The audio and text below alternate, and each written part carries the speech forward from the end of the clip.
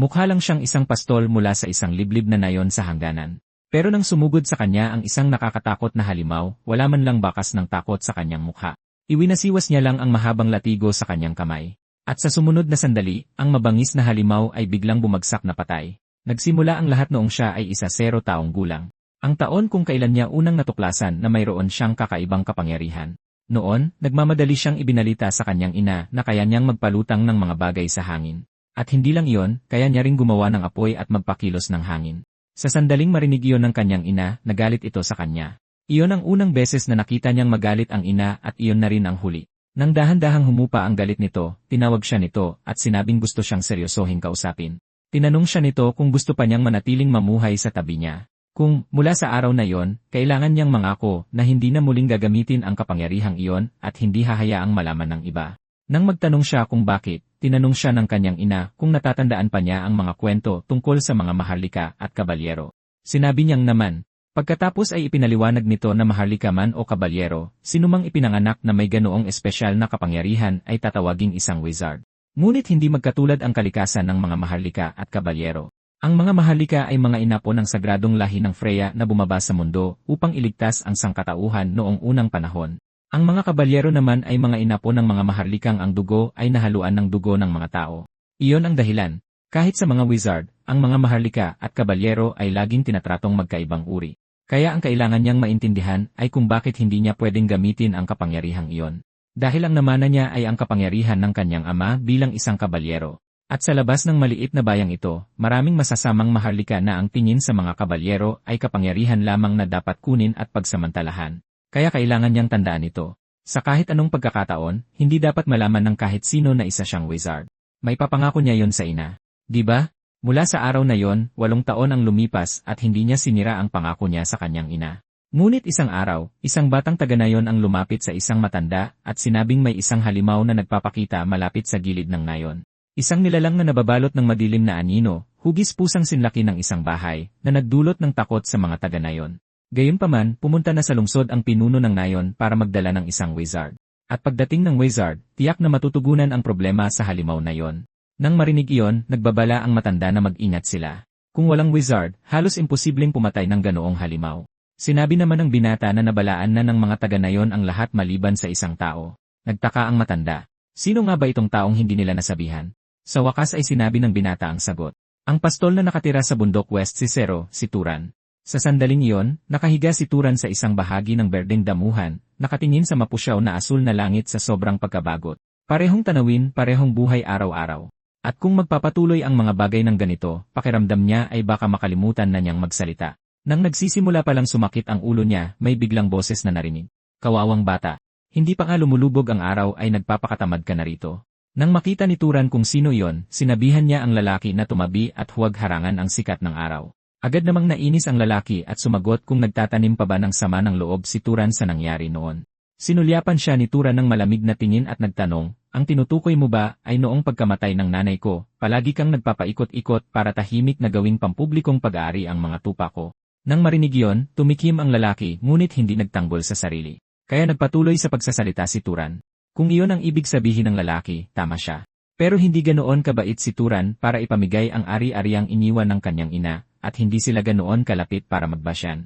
Kaya ano ba talaga ang pinunta mo rito? Kung tapos ka nang magsalita, lumayas ka na. Ang mga salitang iyon ay malinaw na nagpagalit sa lalaki, at halos sumagot na siya pabalik. Pero nang masalubong niya ang malamig na tingin ni Turan, bawat salita ay bumaraha sa kanyang lalamunan. Sa huli, umiwas na lang siya ng tingin kay Turan. Pagkatapos ay ipinaliwanag niya na may halimaw na nagpakita malapit sa nayon. Isang leopardo raw na sinlaki ng bahay at ang unang nakakita rito ay si A. Walang takot na ipinakita si Turan nang marinig iyon. Inabot niya lamang at hinaplos ang kordero sa harap niya at sinabing problema nga iyan. Nang makita kung gaano siya kahinahon, nagtaka naman ang lalaki. Hindi ka ba talaga natatakot? Kung magsimulang mangaso ang halimaw na iyon dito, ikaw ang malamang na puntiryahin. Hindi ko talaga alam kung saan mo nakukuha ang lakas ng loob mo. Pero ano paman, pumunta na ang pinuno ng nayon sa tanggapan ng mga gwardiya sa lungsod. Mag-inat ka. Pumunta lang ako rito dahil nag-aalala ako sa'yo. Nang matapos siyang magsalita, binisto agad ni Turan ang kasinungalingan. Sinabi niyang masyadong sinungaling ang lalaki, at dapat inamin na lang nito na nag-aalala siya sa mga tupa, hindi sa kanya.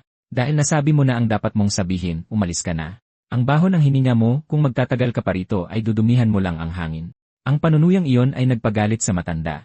Sa huli, tumalikod na lang siya sa inis at naglakad pabalik sa kanyang pinanggalingan. Sa mundong ito, ang tanging mga nilalang na matatawag na halimaw ay ang mga hayop na may mahiwagang kapangyarihan at mahika. Kung ang sangkatauhan ay may mga wizard, ang kagubatan naman ay may mga halimaw. At ngayon, isang wizard ang pupunta pa sa kaawa-awang lugar na ito dahil sa isa sa mga nilalang na iyon. Sa wakas, maaaring makakita si Teran ng isang tunay na wizard gamit ang sarili niyang mga mata. Pero kung ang wizard na dadalhin dito ay kung sino lang ang nakuha ng pinuno ng nayon, malamang ay walang espesyal na katangian ito. Kahit na, gusto pa ring makita ni Turan kung ano talaga ang isang wizard. Sa sandaling iyon, naamoy ng kanyang matalas na pangamoy ang isang kakaibang bagay sa hangin, ang amoy ng dugo.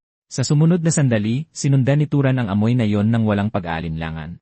At nang marating niya ang pinanggalingan nito, natagpuan niyang patay na ang matandang kausap niya kanina. Kaya ang hangal ay pumunta pa rito para balaan siya, pero siya pa pala ang unang inatake. Mula sa kalagayan ng bangkay, malinaw na hindi ito gawa ng ordinaryong hayop, na nangangahulugang ang pumatay ay ang halimaw na binanggit ng matanda. Noon din, naramdaman ni Turan ang paggalaw sa paligid. At habang papalapit ang ingay, sa wakas ay nakita niya ang bagay na inilarawan ng matanda kanina. Ito ay isang malaleopardong halimaw na sinlaki ng isang bahay. Kasabay nito, sa nayon, kinakabahang tinanong ng isang bata ang kanyang ama kung talagang hindi matatalo ng mga matatanda ang halimaw na iyon. Sumagot ang kanyang ama sa mabigat na boses na hindi nila kaya. Kung ang mga ordinaryong taong tulad nila ay susugod ng padalos-dalos, wala man lang buto na matitira para kolektahin. Lalo lang itong nag-alala sa bata at agad siyang nagtanong kung ano na ang mangyayari sa kanilang ngayon. Dahan-dahan siyang pinakalma ng kanyang ama, huwag kang mag-alala. Magdadala pabalik ang pinuno ng nayon ng isang wizard at kayang talunin ng mga wizard ang mga ganoong halimaw.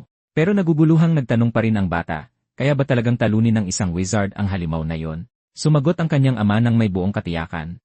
Siyempre, ang mga wizard ay isinilang na may mahika at kung minsan, isang salita lang mula sa kanila ay sapat na para lipulin ang mga nakakatakot na halimaw na tulad niyan. At sa mismong sandaling iyon, tahimik na nakatitig si Turan sa marahas na hayop sa kanyang harapan. Mahina siyang bumulong ng isang pangungusap.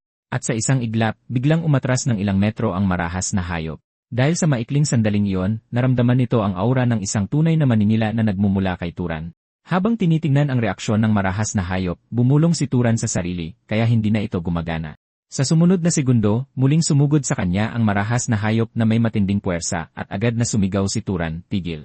Ngunit ang hayop ay nayanig lamang paatras ng ilang metro dahil sa sigaw na nagpatunay na nawalan na talaga ng epekto ang utos. Kung hindi, paano ito hindi hihinto? Sakto noon, iwinasiwas ng marahas na hayop ang isang malaking kuko pababa kay Turan ng buong lakas.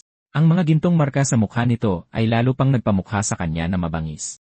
Ngunit bago pa man bumagsak ang kuko na yon, nakaiwas na si Turan sa ibang lugar. At habang pinapanood kung gaano kabangis ang halimaw, napabuntong hininga siya. Kung ganoon ang kaso, kailangan niyang gamitin ang paraan na dapat gamitin ng isang pastol. Nakita ng hayop na naghanda si Turan at agad itong nanigas, handang sumugod muli anumang oras. Habang tinitingnan ni Turan ang bato sa kanyang kaliwang kamay at tahimik na binikas ang isang salita, kidlat. Pagkatapos ay mahigpit niyang binalot ang batong iyon ng isang mahabang latigo sa kanyang kanang kamay. At kasabay nito, isang maningning na gintong liwanag ang sumiklab mula sa kanyang mga mata. Pagkatapos noon, pinatunog ni Turan ang latigo sa kanyang kamay, humakbang pasulong ng mariin gamit ang isang binti. Nagbitiw siya ng isa pang salita, tusukin. Sa sandaling humagupit ang latigo, ang bato ay tumalsik pasulong na parang bala ng kanyon, dumiretso sa mabangis na hayop. Isang malakas na pagsabog ang umalingaw-ngaw sa hangin. Dumaplis lamang ang bato sa tainga ng hayop na nagpasabog ng dugo sa hangin. Ang isang tama na iyon ay nagdulot dito ng pagwawala. Puno ng galit, inilabas nito ang lahat ng kuko at sumugod kay Turan na parang isang baliw na maninila. Pero ang totoo, hindi naman talaga tainga nito ang kanyang pinupuntirya. Pinupuntirya niya ang bungo nito at sa sumunod na sandali, biglang kumurba pabalik ang kanyang bato at tumagos sa ulo ng hayop. Tinitingnan ang halimaw na ngayon ay nakahandusay na patay sa lupa.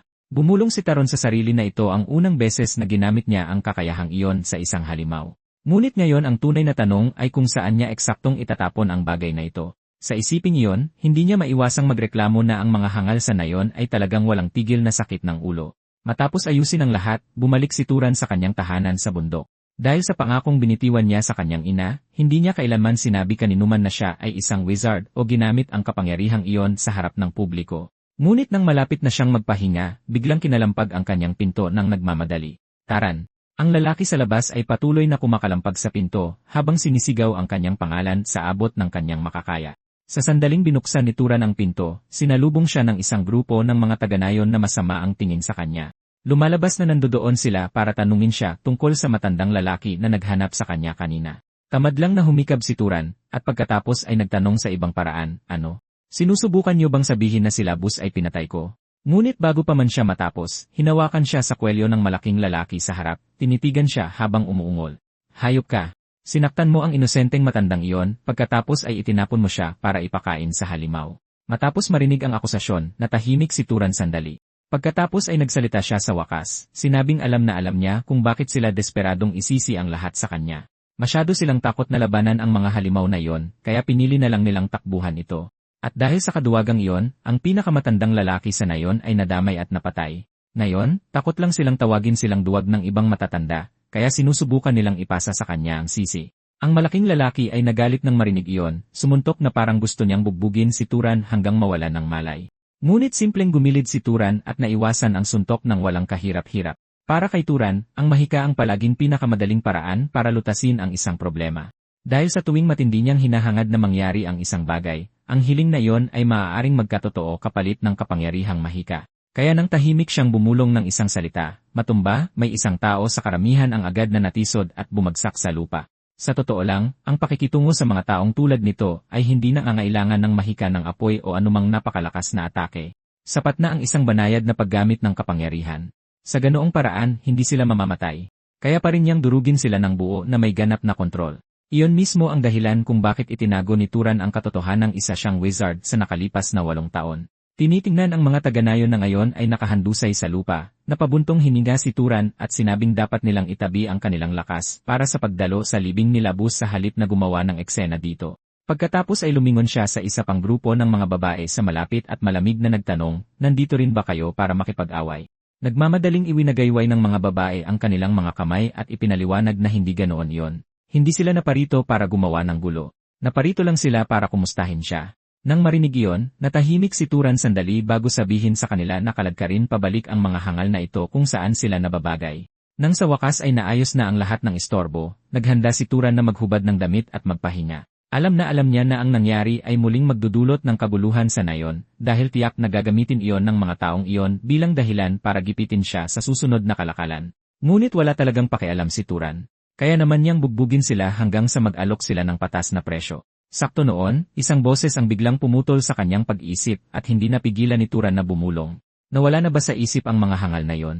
Bumalik na ba sila para sa karagdagang gulo? Naglakad siya at binuksan ang pinto, handang sigawan kung sino man ang nasa labas. Para lamang matuklasan na ang taong nakatayo doon ay isang nasa katanghaliang gulang na lalaki na hindi pa niya nakikita dati. Pinaningkita ni Turan ang kanyang mga mata at tinanong kung sino siya. Pagkatapos ng isang maikling paghinto, magalang na sinabi ng lalaki na paumanhin sa biglaang pagpasok. Umaasa siyang humingi ng tulong kay Turan sa kanyang paglalakbay, ngunit sa paghusga sa kasalukuyang sitwasyon, tila dumating siya sa maling oras. Nang marinig ni Turan na isang lagalag ang lalaki, natahimik siya sandali, at nagbigay ng maikling paumanhin na ipinapaliwanag na katataboy niya lang ng ilang hindi inaasahang bisita at napagkamalan siyang isa sa kanila na bumalik. Ang mga magagalang na salitang ginamit niya ay mga bagay na itinuro sa kanya ng kanyang ina noon pa. Ngunit dahil sa miserableng na yung iyon, halos hindi na nakikipag-usap ng maayos si Teran kaninuman. Kaya't ang pagsasabi ng mga salitang iyon ng malakas ngayon ay nagparamdam sa kanya ng kakaibang pagkailang. Habang pinag-aralan ang damit ng lalaki, hindi maiwasan ni Teran na magtaka. Bakit pupunta ang isang lagalag na lalaking may dalang espada sa isang liblib na maliit na bayan na tulad nito? Kaya tinanong niya kung naghahanap ba ng tuluyan ang lalaki. Ngunit sa sandaling lumabas ang tanong sa kanyang bibig, narinig ni Turan ang isang malakas na dagundong mula sa tiyan ng lalaki. Iyon ay nagpabuntong hininga kay Turan. At sa huli, nag-aatubili niyang binuksan ng mas malaki ang pinto at pinapasok siya. Matapos maghanda ng pagkain para sa kanya, sinabi ni Turan na hindi gaanong mayaman ang kanyang tahanan, kaya walang gaanong maihahain. Ang nasa katanghaliang gulang na lalaki ay nagsubo ng pagkain sa kanyang bibig sa abot ng kanyang makakaya, habang pinupuri ang pagkain, sinasabing para sa kanya. Ito ay maituturing ng isang handaan. Pagkatapos ay tinanong ng nasa katanghaliang gulang na lalaki si Turan kung talagang hindi pa siya nakakakilala ng sinuman mula sa labas ng nayon. Nang marinig iyon, sumagot si Turan na lumaki siya sa bundok na ito mula pagkabata, namumuhay bilang isang pastol at ang maliit na bayang ito ay bihirang makakita ng mga tagalabas.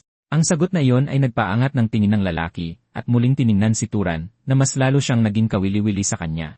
Dahil para sa isang pastol na isinilang at lumaki sa isang lugar na tulad nito, ang mga kilos ni Turan ay nakakagulat na pino. Kaya hindi napigilan ng lalaki na purihin siya, sinasabing siguradong pinalaki siya ng maayos ng mga magulang ni Turan. Kalmadong sumagot si Turan na lahat ng iyon ay itinuro sa kanya ng kanyang ina, ngunit pumanaw na ito ilang taon na ang nakalipas. Nang marinig iyon, nagpakita ng bakas ng panghihinayang ang lalaki at gumawa ng isang maikling kilos ng panalangin, sinasabing ang isang ina na nagpalaki ng isang ipinagmamalaking anak na tulad ni Turan ay tiyak na ipagmamalaki siya sa langit. Pagkatapos noon, muli siyang nagpasalamat kay Turan, ngunit sinabi lamang ni Turan na namumuhay lang siya sa paraang itinuro sa kanya ng kanyang ina. Dahil sa kuryosidad, tinanong ni Turan kung bakit napadpad ang lalaki sa isang liblib na maliit na nayon. Sumagot ang lalaki na may humingi ng kanyang tulong para harapin ang isang halimaw na kamukha ng isang leopardo. Sa sandaling narinig iyon ni Turan, nanigas ang buong katawan niya at agad niyang tinanong kung ang lalaking ito ba ang wizard na binanggit ng pinuno ng nayon. Hindi ito itinanggi ng lalaki, sa halip ay tumango ito at diretsong inamin. Siya nga ang wizard na yon. Pagkatapos ay magalang siyang nagtanong kung pwede siyang magtanong kay Turan. Hindi nag-atubili ng matagal si Turan bago pumayag. Kaya ipinaliwanag ng lalaki na malinaw niyang nararamdaman ang presensya ng halimaw sa lugar na ito.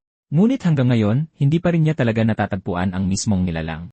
At ang mas lalo niyang ipinagtataka ay kung bakit si Teran, sa kabila ng pagkakaalam tungkol sa pinuno ng nayon at sa halimaw, ay napakakalma pa rin at hindi man lang sinubukang tumakas. Kung talagang balak ng halimaw na iyon na umatake ng mga tao, malamang na si Teran ang una nitong target. Talaga bang hindi siya natatakot? Para sa isang pastol na hindi pa lumalabas sa bayan na ito, ang kahinahunan ni Turan ay napakakakaiba. Masyado siyang kalmado, masyadong matapang. Kaya sino ba talaga siya? Posible kayang isa rin siyang wizard. Dahil sa mga salitang iyon, naalala ni Turan ang mga araw noong buhay pa ang kanyang ina. Noon, minsan niyang tinanong sa kanya kung bakit hindi pwedeng malaman ng sinuman na isa siyang wizard. At sinabi ng kanyang ina na dahil daw iyon sa mga masasamang maharlika. Kung ikukumpara ang mga maharlika sa mga pastol na tulad nila, ang mga knight ay parang mga asong pangaso na pinalaki ng mga pastol na iyon. Maaaring mahalin ka nila na parang pamilya, pero kapag dumating ang oras, kaya ka pa rin nilang ibenta o isakripisyo ng walang pag-aalinlangan. Iyon ang dahilan kung bakit ayaw ng kanyang ina na mamuhay si Turan sa ganoong klaseng buhay. Minsan niyang sinabi sa kanya na kung gusto niyang manatiling mamuhay sa tabi niya ng ganoon, kailangan niyang tandaan ang isang bagay higit sa lahat. Hindi niya pwedeng ipaalam kaninuman na isa siyang wizard, lalo na sa ibang mga wizard. Dahil kapag nalaman nila ang katotohanan, paghihiwalayin nila ang mag-ina, at gagawing asong tupa si Turan na pag-aari nila, para itapon lang kapag hindi na siya kailangan. At para hindi makilala bilang isang wizard, maaaring balang araw ay wala nang pagpipilian si Turan kundi ang pumatay.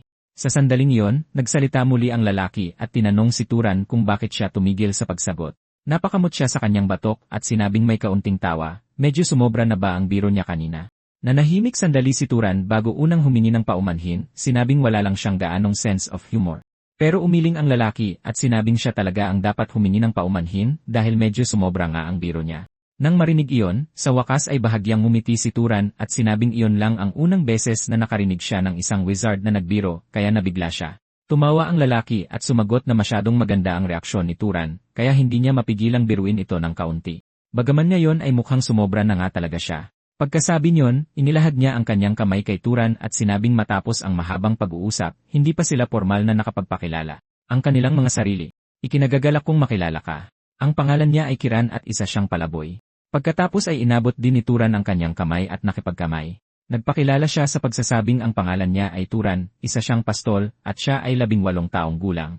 Matapos marinig ang edad ni Turan, umiti si Kiran at sinabi sa kanya na siya mismo ay 75 na. Nabigla si Turan at nagtanong kung paano iyon nangyari dahil hindi naman mukhang ganoon katanda si Kiran. Ipinaliwanag ni Kiran na mas mahaba ang buhay ng mga wizard kaysa sa mga ordinaryong tao at mas mabagal din silang tumanda. Pagkatapos ay tinanong siya ni Turan kung bakit siya naging isang palaboy. Sumagot si Kiran na naglingkod siya sa House of Albion sa loob ng 60 taon bago tuluyang magpasya na umalis, nais lamang bugulin ang kanyang mga huling taon sa paglalakbay kung saan-saan nang hindi naninirahan sa isang lugar. At ganoon na nga, unti-unti nilang sinimulang ibahagi ang mga piraso ng kanilang mga kwento. Iyon ang unang tunay na masayang pakikipag-usap na naranasan ni Turan sa ibang tao mula noong siya'y isinilang. Sa isang iglap dumating ang gabi. Tumayo si Kiran at sinabing oras na para siyang umalis. Pagkatapos ay naglagay siya ng isang pilak na barya sa mesa at sinabi kay Turan na yon ay isang Albion silver coin, isa sa pinakadalisay na uri na umiikot at higit pa sa sapat para sa bayad sa pagkain. Nang makita yon, tumayo na rin si Turan, nagpasalamat sa kanya at hinangad siyang magtagumpay sa pangangaso. Nang makarating si Karin sa pintuan, lumingon siya na may ngiti at sinabi kay Turan na marahil ay mananatili pa siya sa susunod na mga araw, kaya baka bumalik siya para makikain. Pagkalipas ng ilang araw, lumabas si Turan para pastulan ang kawan tulad ng dati.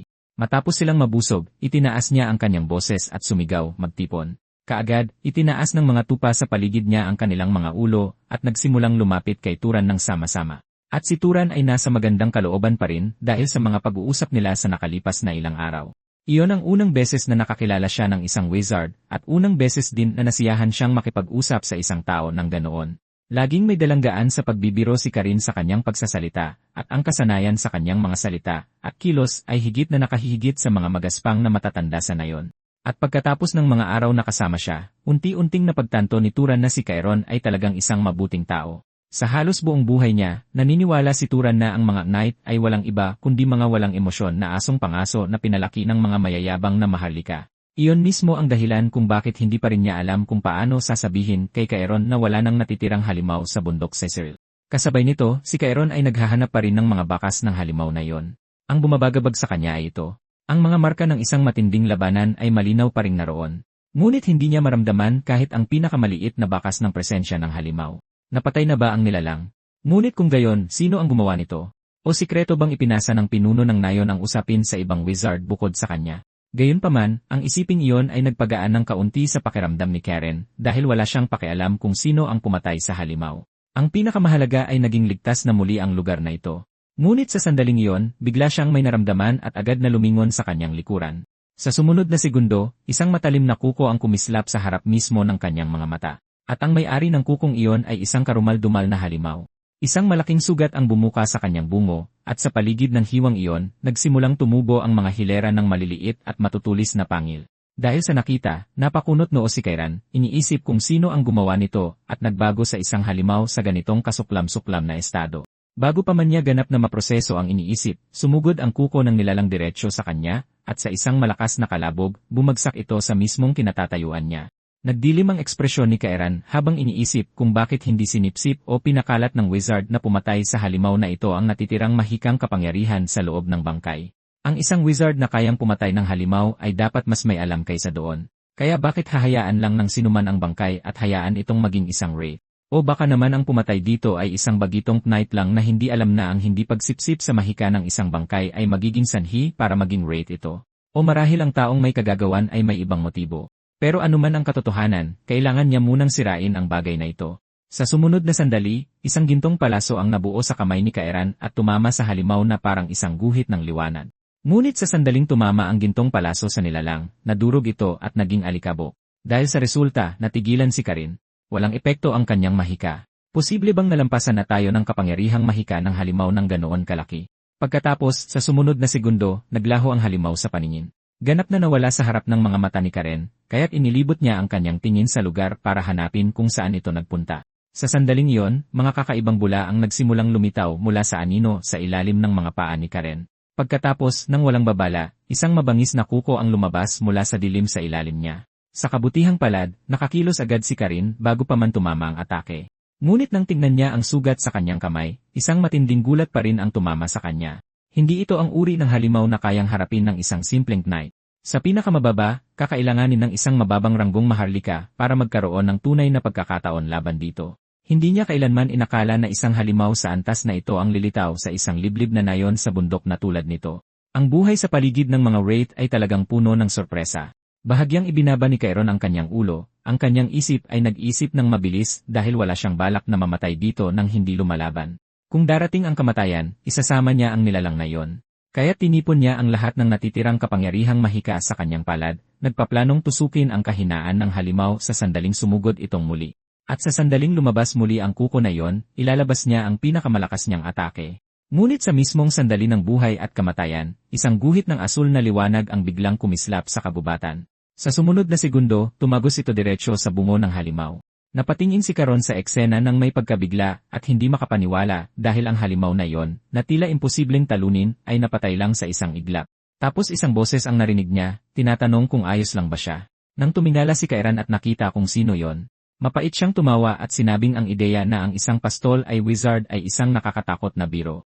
Kaya, Teran, isa ka ba talagang wizard? Kalmadong tumango si Teran habang binabawi ang latigo sa kanyang kamay at inamin ang katotohanan. Lalo lang ipinagtaka ni Kiran kung bakit hindi ito sinabi sa kanya ni Teran ng mas maaga. Nang manahimik si Teran, iniba ni Kiran ang tanong at itinanong kung bakit pinili ni Teran na iligtas siya ngayon, gayong pwede naman siyang umalis na lang. Bumulong lang si Teran, siguro dahil mabait ako. At naalala niya sa sagot na iyon ang usapan nila dati. Noon, tinanong ni Turan si Karen kung bakit siya nag-aabalang tulungan ang mga ganitong tao. Sa kakayahan ni Karen, mas malaki sana ang kikitain niyang pera at mas madali sa ibang lugar. Kaya bakit siya pumayag na pumunta pa rito para manghuli ng halimaw para sa pinuno ng ngayon? Malakas na tumawa si Karen doon at sinabing ang mga taong iyon ay mga kaawa-awang kaluluwa lang na naninirahan sa ganito kalayong lugar nang walang kahit anong proteksyon. Paano mo hindi masasabing kaawa-awa sila? Sumagot si Turan na wala sa mga iyon ang mukhang kasalanan ni Chiron. Pero sumagot si Chiron na ang mga wizard ay ipinanganak na nagmana ng kapangyarihan ng mga Diyos. Kaya dapat din nilang protektahan ang mga taga-nayon na walang lakas para ipagtanggol ang kanilang sarili. Hindi lahat ng wizard ay ganoon mag-isip, syempre. Pero sa kanyang paningin, bawat tao ay dapat magkaroon ng sariling paniniwala at paraan ng pamumuhay na pinili nila para sa kanilang sarili. At ngayon, tahimik na inulit ni Turan ang mga salitang iyon. Bawat tao ay dapat magkaroon ng sariling paniniwala at sariling paraan ng pamumuhay. Pero sa mismong sandaling iyon, ang halimaw na bumagsak na sa lupa ay biglang bumangon at muling sumalakay sa kanila. Matapos iwasan ang dalawa ang atake, agad sinabi ni Karen kay Turan na makinig ng mabuti dahil hindi nila kayang harapin ng direkta ang bagay na ito. Maliban kung isa kang maharlika, walang paraan para tunay na labanan ang isang halimaw na tulad nito. Kaya kailangang puntahan ni Turan ang pinuno ng nayon para ilikas agad ang mga taga-nayon, habang si Chiron ang maiiwan para pigilan ang nilalang.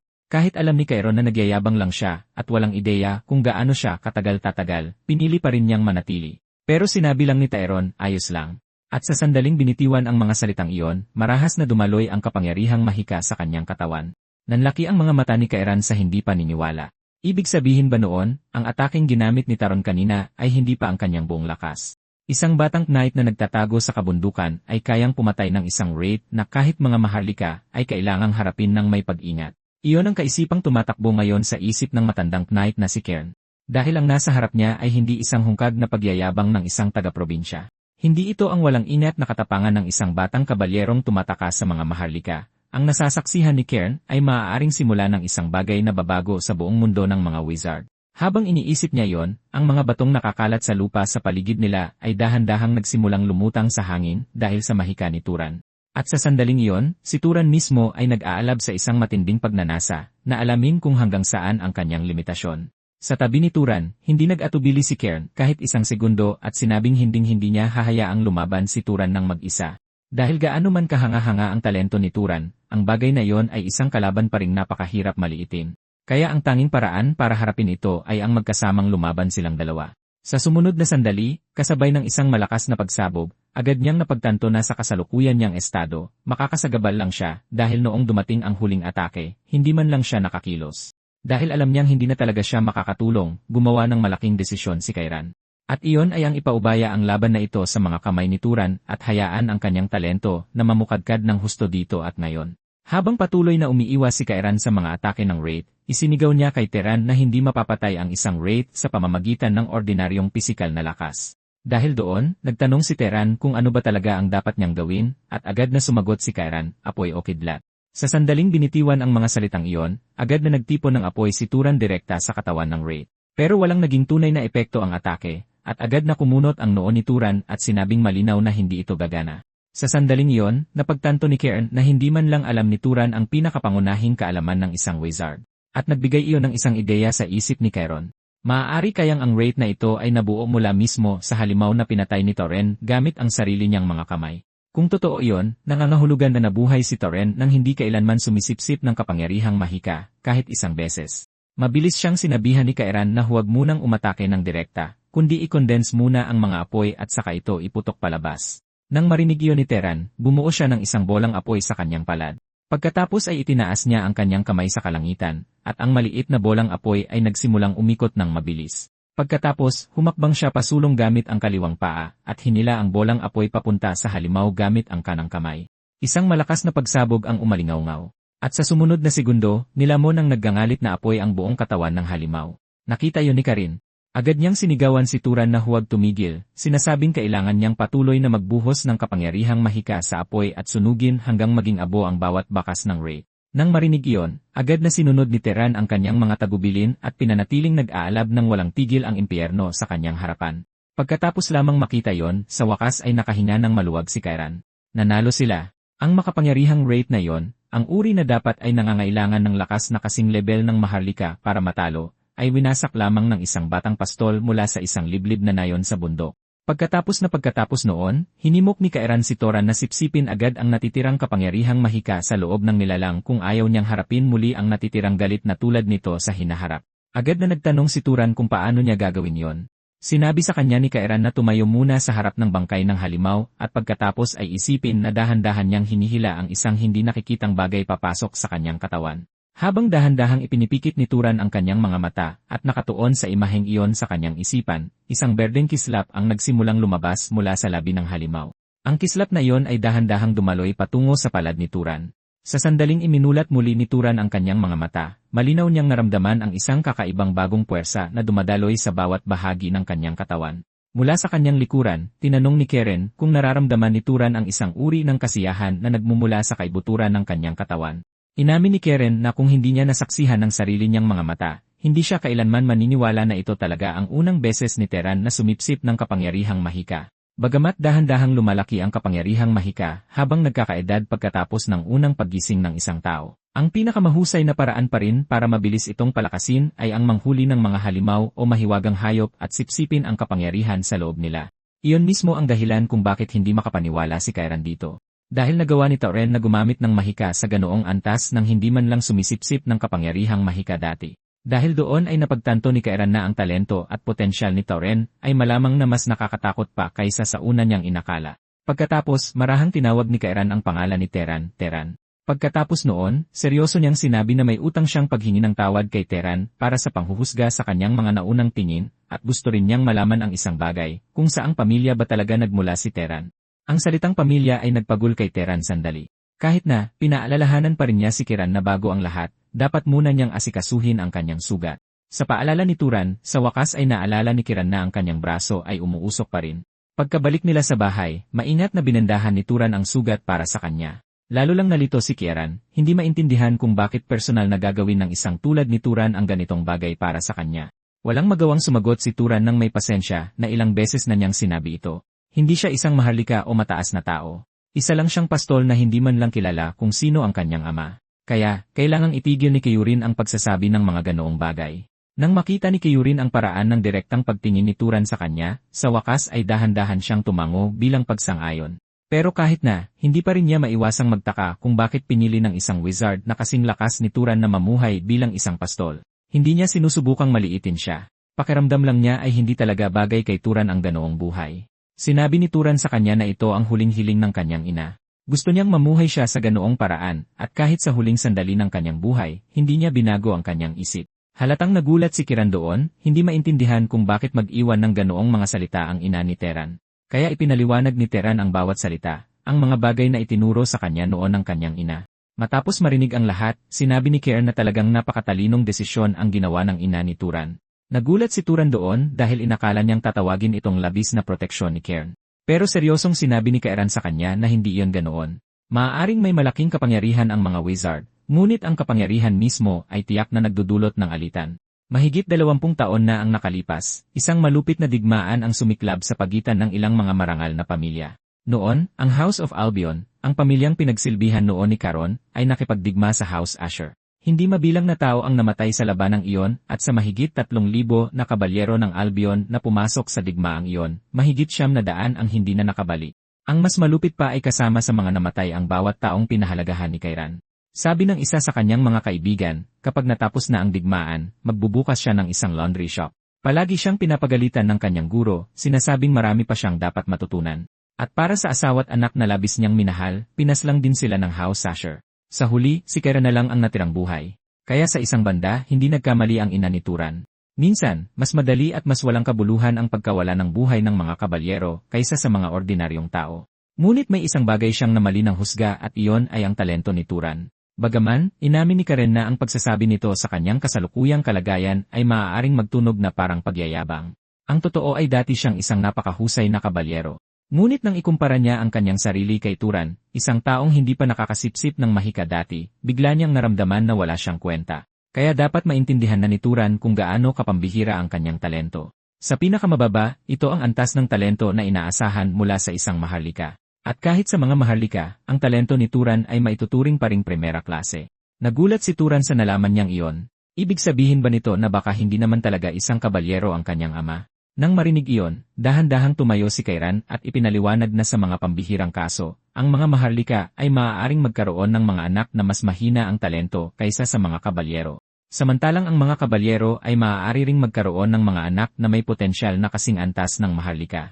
Kaya, sa pananaw ni Kairan, mas makakabuti para kay Teran na lisanin ang lugar na ito at makita ang mundo sa kabila ng bundok para sa kanyang sarili. Nagtanong si Teran kung bakit. Sumagot si Kairan na kailangan ng sangkatauhan ng mas maraming tunay na makapangyarihang maharlika dahil ang totoo ay hindi pa lubusang nakokontrol ng tao ang mundong ito. Matagal na panahon na ang nakalipas, mayroong ibang mga nilalang na itinakwil ng mga Diyos at hanggang ngayon, naghihintay pa rin sila ng pagkakataong bumangon muli. Ngunit ang mga maharlika ngayon ay walang pakialam kundi sirain ang isa't isa. Iyon mismo ang dahilan kung bakit kailangan ng panahong ito ng isang tulad ni Turan na humakbang pasulong, isang taong parehong makapangyarihan at mabait. Ngunit higit sa lahat, sabi ni Caron, si Turan mismo ay halatang hindi na kontento sa pamumuhay bilang isang pastol. Hindi ba? Natahimik si Turan ng ilang sandali dahil sa mga salitang iyon, bago siya tuluyang nagtanong kung ano ang maaari niyang makuha kung pipiliin niyang bumaba ng bundok. Ngumiti si Karen at sinabing depende yon sa kung ano ang gusto ni Turan, yaman, katanyagan, kapangyarihan, pamilya, o pagkakaibigan. Hindi ba't lahat ng iyon ay mga bagay na halos imposibleng mahanap sa isang lugar na tulad nito? Nagpatuloy si Kieran sa pagsasabing isipin niya ang isang buhay na tulad ng sa kanya, naglalakbay sa malalayong lugar, sinisira ang mga halimaw na nagbabanta sa sangkatauhan, o maging isang adventurer na hinahabol ang hindi alam, o kahit na ampunin ng isang makapangyarihang pamilya at tahakin ang landas patungo sa kapangyarihan. Noon lamang parang may nagbago sa loob ni Teran, dahil lahat ng iyon ay talagang mas mukhang interesante kaysa manatili dito at mag-alaga ng tupa habang buhay. Sa mahinang boses, nagpasalamat si Teran. Si Kieran ang naging unang tao na nagparamdam sa kanya ng tunay na pagkausisa tungkol sa mundo sa ibaba ng bundok. Matapos marinig ang sagot ni Teran, sinabi sa kanya ni Karin na anumang landas ang piliin niya sa huli, susuportahan niya ito. At tinanong niya si Turan kung ano nga ba ang kanyang kakayahan dahil sa lahi. Ngunit nang makita niya ang blangkong ekspresyon sa mukha ni Turan, biglang napatawa si Karin at humingi ng paumanhin. Sinabing lagi niyang nakakalimutan na si Turan ay halos wala pang alam sa mahika. Pagkatapos ay ipinaliwanag niya na ang isang bloodline ability ay isang espesyal na katangian na minana ng mga maharlika mula sa kanilang mga ninunong Freya. Sa katunayan, kung ang isang tao ay nagtataglay ng isang bloodline ability ay isa sa mga pangunahing pamantayan na ginagamit upang makilala ang mga maharlika mula sa mga kabalyero. Habang nagsasalita, bumuo si Kairon ng isang maliit na bola ng apoy sa kanyang palad at tinanong si Turan kung, kapag gumagamit ng mahika, naramdaman ba niya na may mga partikular na spell na napakadaling gawin para sa kanya, o kung mayroon siyang naipakitang kakaibang kakayahan. Nang marinig iyon, sinimula ni Turan na seryosong halungkatin ang kanyang mga alaala para sa anumang bagay na tumutugma sa inilarawan ni Karen. Pagkatapos ay sinabi niya kay Karen na ang kanyang pangamoy ay pambihirang matalas, at kapag naghahagis siya ng mga bato, ang kanyang puntirya ay nakakatakot na tumpak. Sumagot si Karen na kung talagang ganoon kapambihira ang pangamoy ni Toron, maaari niyang isa itong bloodline ability. Tungkol naman sa tumpak na paghagis ng mga sandata, iyon din ay isa sa mga mas karaniwang talento na naugnay sa House Albion, bagaman hindi ito ganoon kapambihira sa sarili nito. Pagkatapos nyon, pinilit siya ni Kairan para sa mas maraming detalye, at sinabi ni Turan sa kanya ang lahat ng alam niya nang walang itinatago. Ngunit nang matapos makinig si Caron, naging kapansin-pansing kakaiba ang kanyang ekspresyon, at hindi napigilan ni Turan na magtanong kung ano ang problema. Pagkatapos ng maikling katahimikan, dahan-dahang sinabi ni Caron na sa tingin niya ay alam niya kung saang pamilya pinakamalapit ang lahi ni Turan. Sa sandaling marinig iyon, hinimok siya ni Teran na magpatuloy. Sinabi naman ni Hyron sa kanya na ito ay dating isang makapangyarihan at tanyag na pamilya. Isang pamilya na kilala bilang mga tagahabol o mga mangangaso, ang House Sasher. At iyon mismo ang pamilya na minsang nakipagdigmaan ng madugo laban sa House Albion. Natigilan si Toran sa kanyang kinatatayuan dahil sa mga salitang iyon. Hindi niya kailanman naisip na ang kanyang lahi ay maaaring malapit na naugnay sa House Sasher. Ang mismong pamilya na pumatay sa lahat ng mga mahal sa buhay ni Cairn, at na ang kanyang sariling pinagmulan ay maaaring nagmula sa kanila. Sa isang sandali, hindi alam ni Taron kung ano ang sasabihin kay Kern. Dapat ba siyang humingi ng tawad? Ngunit ang mga taong iyon ay mga kamag-anak pa rin niya sa dugo na hindi niya pa nakikilala. At para kay Taron, halos wala silang pinagkaiba sa mga estranghero. Pagkatapos, sa sandaling iyon, malumanay na tinawag ni Kern ang kanyang pangalan, Turan. Kalmado niyang sinabi sa kanya na hindi niya kailangang magmukhang balisa dahil hindi naman siya personal na nakilahok sa digmaang iyon. Kahit na naiintindihan ni Turan ang ibig sabihin ni Kiran, hindi pa rin niya alam kung paano siya sasagutin. Ipinakita lang ni Kiran ang parehong banayad ng ngiti at sinabing ito ang pasanin na dinadala ng mga matatanda. Kung patuloy na susuklian ng mga tao ang dugo ng dugo at ang puot ng puot, hindi matatapos ang hidwaan. Nang marinig iyon, hindi napigilan ni Turan na magtanong kung talagang walang pagsisisi si Karin sa katotohanang gusto niyang umalis sa bundok. Tinapik lang siya ni Kairan ng bahagya sa balikat at sinabing kung talagang bababa ng bundok si Tauren at magsisimulang maghanap ng kapangyarihan at impluensya, kung gayon, malamang nasasali siya sa House Sasher. Tutal, ang kanyang talento ay sadyang napakabihira. Ngunit sinabi ni Kairan na nagtitiwala siya sa pagkatao ni Turan dahil minsan na siyang iniligtas ni Turan kahit na ang kapalit nito ay ang paglalantad ng isang pagkakakilanlan na balak niyang itago sa buong buhay niya. Kaya sa paningin ni Kairan, kung ang isang tulad ni Turan ay talagang pumasok sa House Sasher at kalaunan ay umangat sa isang posisyon ng kapangyarihan sa loob nito, marahil siya na ang makakapigil sa isang teribleng digmaan na tulad niyon na mangyari muli. Gayunpaman, sinabi ni Kern sa kanya na hindi na kailangang pilitin ang sarili na isipin ang lahat ng iyon sa ngayon dahil hindi pa naman talaga nagpasya si Teran kung sasali siya sa House Sasher. Sa puntong iyon, tahimik na sinabi ni Teran na baka nakapagdesisyon na siya. Gusto niyang subukang bumaba ng bundok pero hindi pa ngayon. Sinabi niya na aalis lamang siya kapag gumaling na ang mga sugat ni Kern. Ngumiti si Kern at sinabing mga galos lang naman ang mga ito. Bagaman sa huli, hindi niya tinanggihan ang kabaitan ni Turan. May ginising ang mga salitang iyon sa kaibuturan ni Turan. At pagkatapos, inanyayahan niya si Kiran na manatili muna dito at magpagaling. Kapag gumaling na ang mga sugat, sabay silang bababa ng bundok. At sa mga sumunod na araw, sinimulang turuan ni Kiran si Toran ng mga pinakapangunahing prinsipyo ng mahika araw-araw. Sinabi niya sa kanya na para gumamit ng mahika, kailangan munang magkaroon ng kapangyarihang mahikal at ang kapangyarihang mahikal na iyon ang master key na nagbubuka sa bawat pinto ng mahika. Ngunit kahit ang susing iyon ay may iba't ibang uri. At kung nais gumamit ng isang partikular na uri ng mahika, kailangan mong magtaglay ng uri ng kapangyarihang mahikal na tumutugma dito. Nang marinig iyon, nagtanong pa si Turan kung ano nga ba ang ibig sabihin ng pamantayan sa pagkakatugma. Ipinaliwanag naman ni Kairan na kung ang mahika ay tugma o hindi ay pangunahing tinutukoy ng tatlong pangunahing salik, lahi, pagkahilig, at sanhit bunga. Ang una, ang lahi, ay depende sa mana na dala ng pagsilang at ito ay karaniwang naangkop sa mga maharlikang hindi nagmula sa mga kabalyero. Halimbawa, sabi ni Kern, ang isang sugat na tulad ng sa kanya ay malamang na napakahirap pagalingin para kay Turon. Tama. Ngunit para sa isang taga-timog na may dugong La Vista, ang pagpapagaling ng ganoon ay madaling magagawa kahit walang formal na pagsasanay. Iyon ang kapangyarihang ipinagkaloob mismo ng lahi. Pagkatapos marinig iyon, agad na nagtanong si Taron kung ano ang ibig sabihin ng pangalawang salik, ang pagkahilig. Dahan-dahang tumayo si Karen at sinabi sa kanya na ang pagkahilig ay maaaring ituring bilang isang uri ng kasanayan. Tungkol naman sa huling salik at ang pinakamahalaga, ang sanhit bunga, iyon ay isang bagay na kahit si Karen mismo ay hindi pa lubusang naiintindihan. Pagkatapos ay tinanong niya si Taron kung ano ang mangyayari kung susubukan niyang pumatay ng isang tao ng direkta gamit ang kapangyarihang mahikal. Pagkatapos mag-isip sandali, sumagot si Taron na baka may maliit lang na kislap sa itaas ng kanyang ulo at wala nang iba pang mangyayari. Nang marinig iyon, marahang ipinatong ni Karin ang kanyang kamay sa tasa na nasa mesa at sinabing iyon mismo ang nangyayari kapag nawawala ang sanhit bunga. Kung ang ninanais na resulta ay walang angkop na dahilan sa likod nito, o kung ang layunin mismo ay napakahirap abutin, lilitaw ang ganoong uri ng pagkabigo. Dahil sa paliwanag na iyon, biglang naintindihan lahat ni Turan, at sinabi niyang sa tingin niya ay nagsisimula na niyang maunawaan kung ano talaga ang ibig sabihin ng sanhit bunga. Halimbawa, kung gusto ni Turan na patayin si Karin, sa halip na basta na lang gumastos ng kapangyarihang mahikal para pilitin ang resulta ng kamatayan, mas makatuwirang magbigay ng isang konkretong dahilan tulad ng pagsunog kay Karin hanggang mamatay gamit ang apoy. Ganoon ba ang ideya? Nang marinig ang interpretasyong iyon, hindi napigilan ni Karin na purihin siya. Sinabing napakabilis na naunawaan ni Turan ang diwa ng sanhit bunga, at ang ganitong talento ay maaaring maging angkop sa kanya para maging isang iskolar. Pagkatapos noon, nagtanong muli si Turan. Kaya niyang kontrolin ang mga ordinaryong hayop halos kung kailan niya gusto. Kaya anong mga kondisyon ang kakailanganin kung gusto niyang kontrolin ang mga mahiwagang hayop sa halip? At kaya nagpatuloy silang dalawa sa pag-uusap. At doon lamang lubos na napagtanto ni Turan kung gaano kahirap ang pag-aaral ng mahika. Ang isang mahusay na wizard ay kailangang gumawa ng higit pa sa simpleng paggamit ng kapangyarihang mahika. Kailangan din niyang maunawaan ang mga prinsipyo sa likod nito at ang mga sitwasyon kung saan maaaring gamitin ang bawat uri ng kapangyarihan. Pagkatapos na para bang may biglang naalalang importante, tinanong ni Turan si Karan kung ang Zasher bloodline ay mayroon ding espesyal na anyo ng mahika. Hindi nag-atubili si Karan. Direktang sumagot siya na ang Zasher bloodline ay pinakamagaling sa pagtatago at pagsubaybay at maaaring subukan ito ni Turan kaagad. Kaya dahan-dahang ipinikit ni Turan ang kanyang mga mata at sinimulang buin ang ideya sa kanyang isipan. Walang sinuman ang makakakita sa kanya at maging ang kanyang boses at amoy ay hindi na mapapansin ng iba.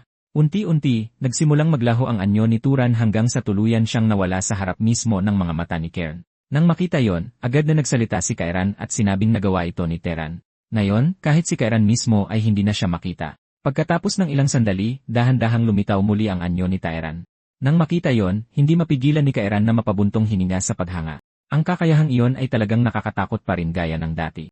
Noong panahon ng digmaan, kinatatakutan ng mga kabalyero ng Albion ang ganoong uri ng kapangyarihan higit sa lahat. Ngunit kahit na hindi maikakailang makapangyarihan ito, seryosong pinaalalahanan pa rin ni Kairan si Turan na hindi ito sa anumang paraan walang talo. Pagkatapos noon, sinabi niyang tuturuan niya si Teran ng ilang tamang paraan para sanayin ang kanyang mahika. Nang marinig iyon, hindi mapigilan ni Teran na magtanong kung bakit magtuturo si Cairn ng ganoon karami sa isang wizard na ang bloodline ay nagmula sa isang kalabang pamilya. Simpleng sumagot si Cairn na iniligtas ni Teran ang kanyang buhay dati at ginamot pa ang kanyang mga sugat. Higit sa lahat, pinagkakatiwalaan niya ang pagkatao ni Teran. Hindi nagtagal, nang malaman ng pinuno ng nayon na plano ni Teran na ibenta ang kawan at umalis sa nayon, lubos siyang natigilan. Hiniling niyang malaman kung bakit gumawa si Turan ng ganoong desisyon ng mag-isa nang hindi muna ito kinakausap sa nayon. Kung talagang aalis si Turan, sino na ang mag-aalaga ng mga tupa mula ngayon? Malamig lang na sumagot si Turan na maaari silang maghanap ng ibang pastol sa kanilang sarili. Kung ano man ang gawin niya sa pag-aari niya, wala na silang pakialam doon. Gayunpaman, nilinaw niya ang isang bagay. Gusto niyang bilhin nila ang mga tupa sa tamang presyo. Kung hindi, pakakawalan niya ang buong kawan at aalis na lang. Siyempre, malugod silang tinatanggap na habulin muli ang mga hayop pagkatapos. Mas magiging malaking abala ito kaysa sa gusto nila. Alam na alam ng pinuno ng nayon na laging ginagawa ni Turan kung ano mismo ang sinasabi niya at ang paggalit sa kanya ay walang maidudulot na mabuti. Kaya sa huli, ibinigay niya ang pera. Pagkatapos asikasuhin ang bagay na iyon, naghanda si Turan na lisanin ang lugar na ito kasama si Karan. Sa daan, tinanong ni Turan kung may utang pa ba ang mga taga-nayon kay Karan bilang bayad sa kanyang komisyon at kung dapat ba siyang bumalik para kunin ito para sa kanya. Ngunit mumiti lang si Kairan at umiling, sinabing hindi niya kailanman binalak na kunin ang perang iyon. Bukod pa riyan, ang tunay na pumatay sa mahiwagang hayop ay hindi siya, kundi si Turan. Pagkatapos, mahinahong sinabi ni Kairan na dito na sila dapat maghiwalay. Humingi siya ng paumanhin sa pagtanggi sa alok ni Kiran na maglakbay ng magkasama, pero sinabi niyang mas komportable pa rin siyang mag-isa. Nang marinig iyon, tiningnan siya ni Kiran at sinabing ayos lang. Gusto pa rin niyang pasalamatan ng maayos si Kiran para sa lahat ng gabay nito. Nagdulot iyon ng magaan na ngiti sa mukha ni Kiran at hiniling niya na maging ligtas ang paglalakbay ni Kiran. Iyon din ang hiniling ni Turan para sa kanya, sa pag-asang magkikita silang muli balang araw. At kaya nanatili ang binata doon, tahimik na pinapanood ang anyo ni Karen na papalayo ng papalayo. Mas huli na ng lubos na naunawaan ni Turan kung bakit niya labis na iginagalang ang matandang kabalyerong iyon. Dahil bagamat hindi siya nagkulang sa pagmamahal ng kanyang ina, sa kaibuturan ng kanyang puso, palagi siyang nananabik sa isang tulad ng ama. Ilang araw matapos maghiwalay kay Cairn, si Turan, na nag-iisang naglalakbay, ay nakarating sa isang tigang na kaparangan na halos walang bakas ng buhay. Ang mga pinungbuti ng buhangin ay lumulutang sa hangin doon, patuloy na lumalabo sa paningin ng sinumang dumaraan. Noon napansin ni Turan ang isang grupo ng mga naglalakbay na mga ngalakal na tumatawid sa kaparangan. Kaya nagpasya siyang lumapit at magtanong sa kanila ng direksyon. Pagkatapos lumapit sa kanila, tinanong ni Turan kung paano makarating sa pinakamalapit na lungsod. Sinabi sa kanya ng matandang lalaking namumuno sa grupo na kung susundan niya ang daan na kanilang pinanggalingan at magpapatuloy ng diretsyo, makakarating siya sa isang lungsod na tinatawag na Muri. Matapos malaman yon, magalang na nagpasalamat si Turan sa kanya. Ngunit bago pa man siya makahakbang ng 2 beses, bigla siyang tinawag at pinigilan ng grupo. May mapanuksong ngiti, tinanong nila, akala ba talaga niya ay basta na lang siyang aalis pagkatapos magtanong ng impormasyon? Hindi ba siya mag-aalok ng kahit anong kapalit? Sa sandaling binitiwan ang mga salitang iyon, inilabas ng ilan sa mga lalaki sa paligid niya ang kanilang mga sandata. Malinaw na nilalayon na pilitin si Turan na ibigay ang malaking supot sa kanyang likuran. Nang makita yon, nagtanong si Teran na may bahagyang pagkalito. Kaya pagnanakaw ba ito? Dahil doon, umisilang ang leader at sinabing, paano kung nga? Ito ang kaparangan. Walang halaga ang ilang patay na katawan dito. Kaya habang handa pa silang makipag-usap ng maayos, mas mabuting tanggalin ni Teran ang supot na yon at ibigay ito. Kung hindi, kapag pinatay nila siya at sila na mismo ang kumuha nito mula sa kanyang bangkay, mas magiging madugo lang ang mga bagay-bagay.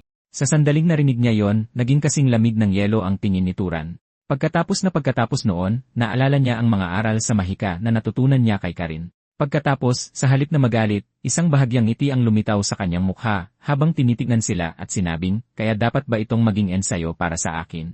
Ang linyang iyon ay agad na nagpatawa sa grupo ng mapanukso. Ngumisi sila at nagtanong kung akala ba talaga ng baliw na ito na importante siyang tao. Ngunit sa sumunod na segundo, itinaas lamang ni Turan ang isang kamay. Sa sandaling marahan niyang binikas ang salitang hangin, ang mga lalaki ay tumalsik sa ere dahil sa isang malakas na bugso. Nang makita yon, isang ideya ang pumasok sa isip ni Turan. Talagang gumagana ang mga turo ni Kern. Ang ganitong paraan ay tunay na nakabawas sa gastos ng kapangyarihang mahika. Sa kaunting kapangyarihan lamang, nagawa na niyang lumikha ng ganito kalakas na hangin. Pagkatapos, inalis ni Turan ang takip ng kanyang lalagyan ng tubig at sinimulang ilabas ang tubig gamit ang mahika. Pagkatapos noon, pinagsama-sama niya ito at pinilit na maging isang solidong masa. Sa sumunod na sandali, ilang matutulis na yelo ang lumitaw sa paligid niya. Nagpanik ang mga bandido sa sandaling nakita nila yon. Ngunit bago pa man sila makatakbo, tumagos na ang mga yelo sa kanilang mga katawan. At habang pasugod na sana ulit si Turan, nagmamadaling lumuhod ang leader ng mga bandido at nagmakaawa, sinasabing hindi nila alam na isang wizard si Turan at nakikiusap na patawarin.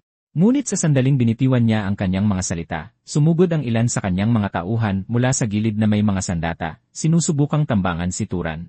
Bahagyang itinaas lang ni Turan ang kanyang kanang paa, pagkatapos ay mabilis itong ibinagsak, at ilang tipak ng bato ang agad na tumalsik mula sa lupa at tumagos sa mga katawan ng mga lalaking iyon. Iyon ay nag-iwan sa leader ng bandido na lubos na natigilan. Tumingin siya ng hindi makapaniwala, hindi maintindihan kung paano namatay ng ganoon kadali ang kanyang mga tauhan. Sa puntong iyon, mahinahong sinabi ni Turan sa kanya na mayroon pa siyang isang tanong. Matapos ang lubos na isang panig na massacre na naganap, ang leader ng bandido ay wala ng kahit katiting na pagnanais na lumaban. Maaari lamang siyang lumuhod doon at manumpa na sasagutin niya ang kahit ano. Kaya tinanong siya ni Turan kung bakit sila umatake nang walang pag-aalinlangan. Hindi ba talaga sumagi sa kanilang isipan na ang isang nag-iisang manlalakbay ay maaaring isang wizard din na tulad niya? Nagmamadaling sumagot ang leader ng bandido na yon ay dahil yumuko si Turan para magpasalamat. Ano? Kahit na kinausap nila siya sa bastos at walang galang na paraan, magalang pa rin siyang nagpasalamat sa kanila.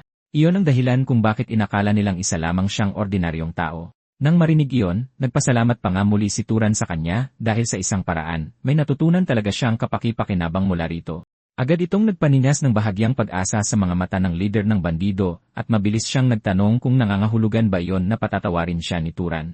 Ngunit bago pa niya matapos ang pangungusap, nakita niya ang mga patak ng tubig na dahan-dahang nag-ipon sa itaas ng kanyang ulo. Ginagawa ito ni Teran dahil sinabi sa kanya noon ni Kairan na kapag nagsimula na talaga siya sa kanyang paglalakbay, makakatagpo siya ng iba't ibang uri ng tao. Pero pagdating sa mga peste tulad ng mga bandido, ang awa ang isang bagay na hindi niya dapat ipakita. Dahil ang isang buhay na iniligtas dahil sa awa ay maaaring magdulot sa hinaharap ng pagkamatay ng 1-0 o kahit 100 inosenteng tao. Kaya hindi nag-atubili si Turan kahit isang saglit bago patayin din ang leader ng mga bandido. Pagkatapos noon, nagpatuloy siya sa pagsunod sa daan na iniwan ng kanilang kariton. Ang mga baka sa ilang ay unti-unting naglaho sa ilalim ng mga damo, buhangin at hangin. At ang dating hindi mapakaling puso ni Turan ay unti-unting kumalma habang naalala niya ang mga turo ni Kern. At sa wakas, dumating siya sa isang ganap na bagong mundo. Ang tanawin sa kanyang harapan ay nagdulot ng pagkamangha sa kanyang mukha. Kaya ito pala ang lungsod na tinatawag na Muri na binanggit ng leader ng mga bandido. Habang tumitingin sa paligid, sinuri ni Teran ang lahat ng may malaking pagtataka ng isang taga-probinsya na unang beses makapasok sa lungsod. Ito ang unang beses na nakakita siya ng napakaraming taong nagtitipon sa isang lugar at ang mga gusali sa paligid niya ay hindi katulad ng malawak na ilang ng kanyang nayon. Sa di pamilyar na kapaligirang iyon, biglang hindi na alam ni Taran kung ano ang susunod niyang gagawin. Noong sandaling iyon, malinaw na naalala ni Tiran ang isang bagay na sinabi sa kanya ni Keren. Sinabi ni Keren na kapag dumating sa isang bagong lugar, kung gusto niya munang magpahinga, dapat siyang maghanap ng isang inn. Kahit sa nayon o sa lungsod, palaging mayroon yan. Kaya lumingon si Teran at nagtanong sa tindero ng prutas sa malapit para sa direksyon. Noong una, magalang na tinanong ng tindero kung ano ang gusto niyang bilhin. Pero nang mapagtanto niyang hindi bibili ng prutas si Teran, biglang nagbago ang kanyang pakikitungo at malamig na sinabihan si Teran na umalis sa daan kung hindi siya gagastos. Talagang naguluhan si Turan dahil doon. Hindi niya maintindihan kung bakit biglang naging bastos ang lalaki. Mayroon bang hindi nakasulat na patakaran sa lungsod na kailangan munang bumili ng prutas bago magtanong? Kaya itinuro ni Turan ang prutas sa tindahan at nagtanong, magkano ito?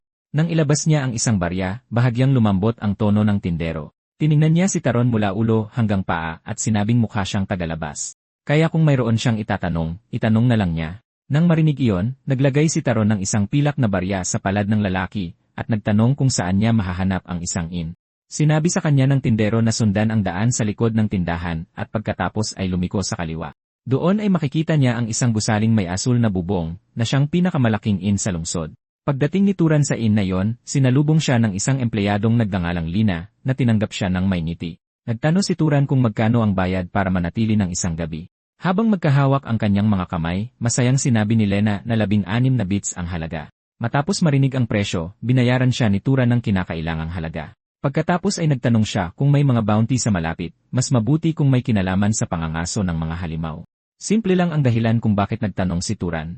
Kailangan niyang magpatuloy sa pangangaso ng mga halimaw at sipsipin ang kapangyarihang mahika sa loob ng mga ito. At ayon kay Kieran, ang pagkuha ng mga bounty para manghuli ng mga halimaw ay isa ring magandang paraan para kumita ng pera. Nang hindi agad sumagot si Lina, muling nagtanong si Turan. Ngunit mumiti lang si Lena at sinabi sa kanya, Ginoo, walang libreng impormasyon sa mundong ito.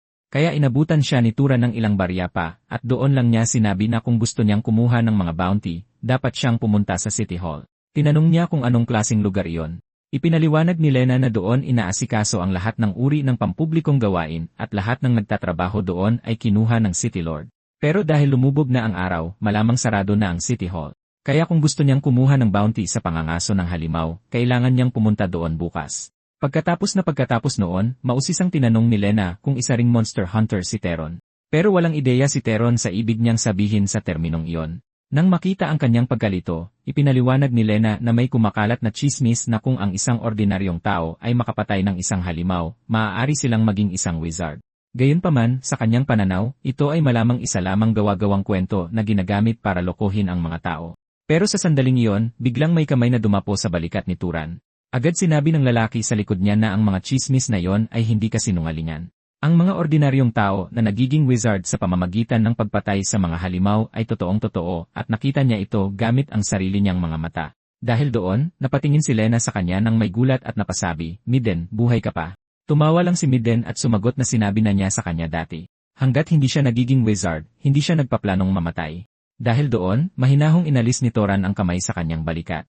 Pagkatapos ay tiningnan niya si Midden at seryosong nagtanong kung totoo ba talagang maaaring maging wizard ang isang ordinaryong tao sa pamamagitan ng pagpatay sa isang halimaw. Sinabi sa kanya ni Midden na kung gustong lumakas ng isang wizard, mahalaga ang pangangaso ng mga halimaw. Sa parehong lohika, kung magtagumpay ang isang ordinaryong tao sa pagpatay sa isang halimaw, maaari rin silang maging isang wizard. Idinagdag pa niya na ang kanyang grupo ng 4 ay kasalukuyang nangangaso ng mga halimaw para sa mismong dahilan na yon, para maging tunay na makapangyarihang mga wizard. Dahil doon ay nagtanong si Turan kung mayroon na bang nagtagumpay. Suminghal si Midden at sinabing, syempre wala. Sa lungsod na ito, ang mga tunay na wizard lamang ay ang Lord at ang kanyang 3 nasasakupan. Pagkatapos ay tiningnan ni Midden si Turan mula ulo hanggang paa at tinanong kung balak ba talaga niyang manghuli ng mga halimaw gamit ang ganyang kagamitan. Mukha itong napakasira-sira. Hindi ito itinanggi ni Turan dahil tama si Midden. Ang tanging bagay na masasabing armas niya ay isang tirador at kahit iyon ay para lamang sa pagtira ng mga batong kasinlaki ng itlog. Kahit na, inanyayahan ni Midden si Turan na sumama sa kanila, sinasabing kulang ang kanilang team ng isang range fighter, at kung interesado si Turan, maaari siyang sumama sa kanila manghuli. Pero tumanggi si Turan ng walang pag-aalinlangan dahil wala siyang dahilan para sumama sa kanila sa pangangaso. Kalaunan, pagkahiga sa kama sa kanyang silid, nagsimulang balikan ni Turan ang lahat ng nangyari sa araw na yon. Ang mundo sa labas ay mas magulo pa pala kaysa sa kanyang inaakala. Kahit ngayon, hirap pa ring maniwala si Turan na tuluyan na niyang iniwan ang ngayon. Pero marahil dahil doon, lalo siyang naging mausisa sa lahat ng mangyayari mula ngayon. Sakto, nakarinig siya ng katok mula sa labas ng pinto. Bumangon si Turan sa kama at sumigaw, "Sino yan?" Bago maghiwalay, paulit-ulit na binalaan ni Kiran si Turan na kahit nasa loob ng isang inn, hindi siya maaaring maging kampante dahil hindi kailanman tunay na ligtas ang isang lungsod. Iyon ang dahilan kung bakit paulit-ulit na sinasabi ni Kiran ang parehong payo. Ano man ang mangyari, kailangang mag-ingat si Teran sa pagkilos. Dahil doon, hindi naglakas loob si Teran na mag-relax kahit kaunti. Habang tahimik na nag-ipon ng kapangyarihang mahika sa kanyang kaliwang kamay, dahan-dahang inabot ng kanyang kanang kamay ang pinto. Nang bumukas ang pinto, napagtanto ni Turan na ang taong nakatayo sa labas ay si Lina, ang babaeng nakilala niya kanina. Nakangiti, tinanong niya kung gising pa ba siya. Pagkatapos ay idinagdag niya na nag-aalala siya na baka lumamig ang kwarto sa gabi. Kaya pumunta siya para painitin siya ng kaunti. Agad na napatitig si Turan sa kanya nang may pagkalito, tinatanong kung ano ba talaga ang ibig niyang sabihin. Lalo lang lumapad ang ngiti ni Lena at sinabing iyon mismo ang ibig niyang sabihin. Basta't handang magbayad ng kaunti si Turan, handa siyang gawin ang lahat. Pero sumagot si Turan nang may buong hinahon na wala siyang interes doon. Tumawa si Lena at sinabihan siyang huwag magkunwari. Sa pagtingin pa lang sa mukha niya, masasabi niyang imposible na iyon ang ibig niyang sabihin. At nang itaas niya talaga ang kanyang mga mata at tingnan siyang mabuti, bigla niyang napagtanto na si Turan ay napakahinahon na halos mukha siyang isang asetiko na nagmemeditasyon. Iyon ang nagpatulala sa kanya sandali. Isa rin ito sa mga babala ni Karen. Matagal na niyang sinabi kay Turan na kapag nakikipag-usap sa mga babae sa mga kailangan niyang maging maingat. Marami sa kanila ay maaaring may dalang sakit. Sapat ang lakas ng katawan ng isang wizard, kaya't ang mga ganoong bagay ay maaaring hindi maging seryosong problema para sa wizard mismo. Pero kapag nahawaan, madali niyang maipapasa ang sakit na yon sa ibang babae sa hinaharap. Iyon ang dahilan kung bakit paulit-ulit siyang binalaan ni Karen na huwag hayaang itulak siya ng pagnanasa sa isang desisyon na pagsisisihan niya. Ang buong pangyayari ay lalong nagparamdam kay Teran na hindi talaga madali ang buhay sa isang malaking lungsod. Maging ang tindero ng prutas kanina o si Lena ngayon, lahat ay tila may katumbas na presyo. Impormasyon, paggalang, kahit ang pakikipag-usap mismo. Isang lugar na sobrang lamig na halos nakakasakal. Ngunit sa sandaling iyon, narinig ng matalas na pandinig ni Toran ang mga boses na nagmumula sa hagdanan. Tahimik na tinatanong ng isa sa mga lalaki si Boss Miden kung bakit niya gustong isama ang lalaking iyon kanina. Sa totoo lang, hindi naman mukhang kapaki-pakinabang ang lalaki. Sumingit ang isa pang tao sa tabi niya at sinabi ang parehong bagay. Medyo mayabang din ang lalaki. Siguro pwede siyang gawing pain para sa isang halimaw. Ngunit umiling si Miten at sinabing naaalala niya ang kanyang nakababatang sarili kay Turan. Kaya nang marinig niyang gusto ni Turan na manghuli ng halimaw gamit ang ganoong klaseng sandata, hindi niya maiwasang mag-alala ng kaunti. Kahit na wala siyang gaanong magawa para sa kanya, sa pinakamababa, gusto niyang mabuhay si Turan ng kaunti pang panahon. Narinig ang mga salitang iyon, nanatiling nakahiga si Teran sa katahimikan. At sa unang pagkakataon, nagsimula siyang makaramdam na baka hindi naman ganoon kawalang puso ang lungsod na ito sa unang tingin.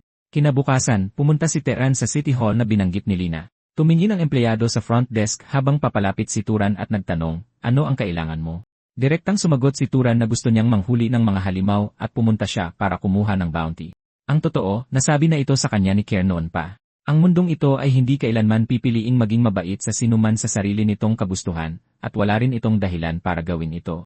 Kung gusto ni Turan na tratuhin siya ng maayos ng mga tao, ang pinakamadaling paraan ay ang ipaalam na isa siyang wizard, dahil iyon pa lang ay sapat na para yumuko ang karamihan sa mga ordinaryong tao. Matapos ibigay kay Turan ang anunsyo ng bounty, diretsahang ipinaalala sa kanya ng empleyado ng City Hall na ibalik ito pagkatapos basahin sa halip na subukang itago. Kahit na seryosong pinag-aralan ni Turan ang mga nilalaman, hindi pa rin kumbinsido ang lalaki na kaya talagang pumatay ni Turan ng halimaw.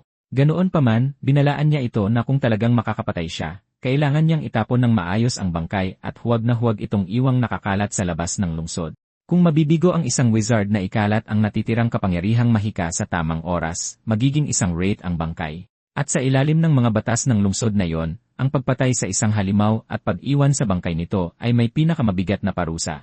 Katotohanan, alam na ni Turan kung gaano kalaking problema ang isang halimaw kapag naging wraith, kaya wala siyang balak na ulitin ang pagkakamaling iyon. Gayunpaman, hindi niya maiwasang itanong ang isang bagay dahil sa pagkalito. Hindi ba't dapat manghuli rin ng mga halimaw ang mga kabalyero? Ngunit bumuntong hininga lang ang empleyado at nagbalik ng sarili niyang tanong. Akala ba talaga ni Teran ay walang mas magandang gawin ang mga kabalyero? Ang trabaho nila ay panatilihin ang kaayusan sa loob ng lungsod. Para naman sa mga halimaw sa labas ng pader, iyon ay trabaho ng mga taong tulad nila, ang mga mangangaso ng halimaw. Habang pinapanood ang anyo ni Teran na naglalaho sa di kalayuan, nagbulong pa ang empleyado sa sarili na mukhang madaragdagan na naman ng isang bangkay ang kabubatan. Ngunit hindi nagtagal, bumalik si Teran dala-dala ang mismong halimaw mula sa anunsyo ng bounty. Dahil doon, tuluyang natulala ang empleyado, puno ng hindi paniniwala ang kanyang mukha. Nasabi niya, imposible ito. Paano na ibalik ni Teran ang nilalang ng ganoon kabilis, at mag-isa niya ba talaga itong pinatay? Kalmado lang na tumango si Teran, at agad na nagtanong kung paano niya makukuha ang gantimpala. Dahil doon, isa pang empleyado ang nagmamadaling lumapit sa counter, na nagsasabing kukunin niya ito agad. Nang maiproseso na ang bounty para sa 3 paang uwak, direktang inilagay ang pera ng gantimpala sa kamay ni Turan. Ngunit kahit pagkatapos noon, hindi pa rin mapigilan ng mga empleyado na titigan ang buong bangkay ng halimaw, hindi maitago ang kanilang pagkagulat. Nang mapansin nilang hindi pa umaalis si Turan, nagtataka silang nagtanong kung bakit nakatayo pa rin siya roon. Sumagot si Turan sa pamamagitan ng pagtatanong kung mayroon pa bang ibang bounty para sa mga halimaw na kailangang patayin. Nagulat silang lahat sa tanong na yon, at tinitigan siya ng may pagkamangha, nagtatanong kung balak niya talagang magpatuloy sa pangangaso. Makalipas ang ilang araw, masayang naghanda si Lina ng isang buong lamesa ng pagkain para kay Turan. Hindi niya kailanman inakala na ang isang tulad niya ay makakahuli ng 30 halimaw sa loob lamang ng 3 araw. Kaya hindi niya maiwasang itanong kung yumaman na ba siya ngayon. Ngunit mahinahong sumagot si Teron na hindi kailanman pera ang kanyang tanging layunin. Upang maging mas eksakto, ang totoong gusto niya ay ang kapangyarihang mahika sa loob ng mga halimaw. Dahil sa mga halimaw na yon kaya siya lalong lumakas ng lumakas. Kung ikukumpara sa araw na una niyang nakilala si Karen, ang kapangyarihang mahika sa loob niya ay ilang beses nang dumami. Habang nakatingin sa kanyang palad, alam ni Toran sa kanyang puso na naabot na niya ang isang uri ng hangganan. Kung patuloy siyang aasa lamang sa pangangaso ng mahihinang halimaw para sa kapangyarihang mahika, malamang ay hindi na siya masyadong lalakas pa mula rito. Sa sandaling iyon, namula ang mga pisngi ni Lina na para bang may gusto siyang sabihin sa kanya. Nang tumingala siya, napansin niyang halos naubos na ni Turan ang lahat ng nasa mesa. Mukha siyang payat, ngunit ang kanyang gana sa pagkain ay hindi kapanipaniwala. Maging ang kusinero sa likod ay tila natuwa dahil matagal na panahon na mula nang may umubos ng ganoong karaming handa. Saktong tatayo na si Turan para bumalik sa kanyang silid pagkatapos kumain, bigla siyang hinawakan ng isang malaking kamay sa likod ng kanyang kwelyo. Tiningnan siya ng may-ari ng kamay na yon at nagtanong sa mapanuyang tono. Tapos ka nang kumain? Narinig ko na malaki-laki na raw ang kinita ni Turan, bakit hindi mo ibahagi ang ilan sa iba? Bago pa man makatapos ang lalaki, humarap si Turan at pinatama ang gilid ng kanyang palad sa mukha ng lalaki. Agad na napasigaw ng malakas ang lalaki. Malamig silang tiningnan ni Turan at sinabing kung gusto nila ng pera, malaya silang kunin ito. Agad siyang sinuntok ng isa pang lalaki, sumisigaw na huwag masyadong magmayabang si Turan. At pagkatapos iwasan ang suntok, sumagot si Turan ng malakas na suntok din. Lalong nagalit ang unang lalaki at kinuha ang kanyang upuan at sinubukang ihampas ito diretsyo kay Turon.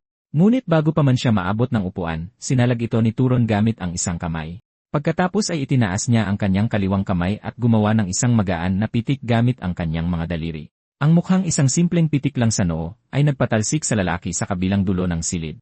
Sa sandaling iyon, sa wakas ay sumigaw si Lina sa abot ng kanyang makakaya, bawal mag-away sa loob ng inn. Hindi nagtagal, nagmamadaling lumapit si Mitten at humingi ng paumanhin kay Turan. Sinabi niyang naayos na niya ang dalawang iyon ng maayos at hindi na mauulit ang ganito. Sa huli, ang dahilan ay dahil desperado sila sa pera kamakailan. Kaya pagkakita kay Turan, pumasok ang maling mga ideya sa kanilang isipan.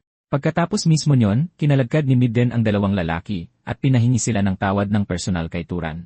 Narinig iyon, mahinahon lang na nagtanong si Turan, ganoon na ba talaga kasama ang sitwasyon? Pilit nang umiti ng mapait si Midden at umamin, kulang lang kami sa pera sa ngayon. Ngunit sa takbo ng mga pangyayari, sa loob ng 3 araw, malamang ay hindi na namin kayang bayaran ang inn. Nang marinig niya yon, hindi nag-atubili si Turan. Inilabas niya lang ang isang supot ng barya at ibinigay ito kay Midden. Dahil doon, tuluyang natigilan si Midden, hindi maintindihan kung bakit gagawin ni Turan ang isang bagay na tulad noon.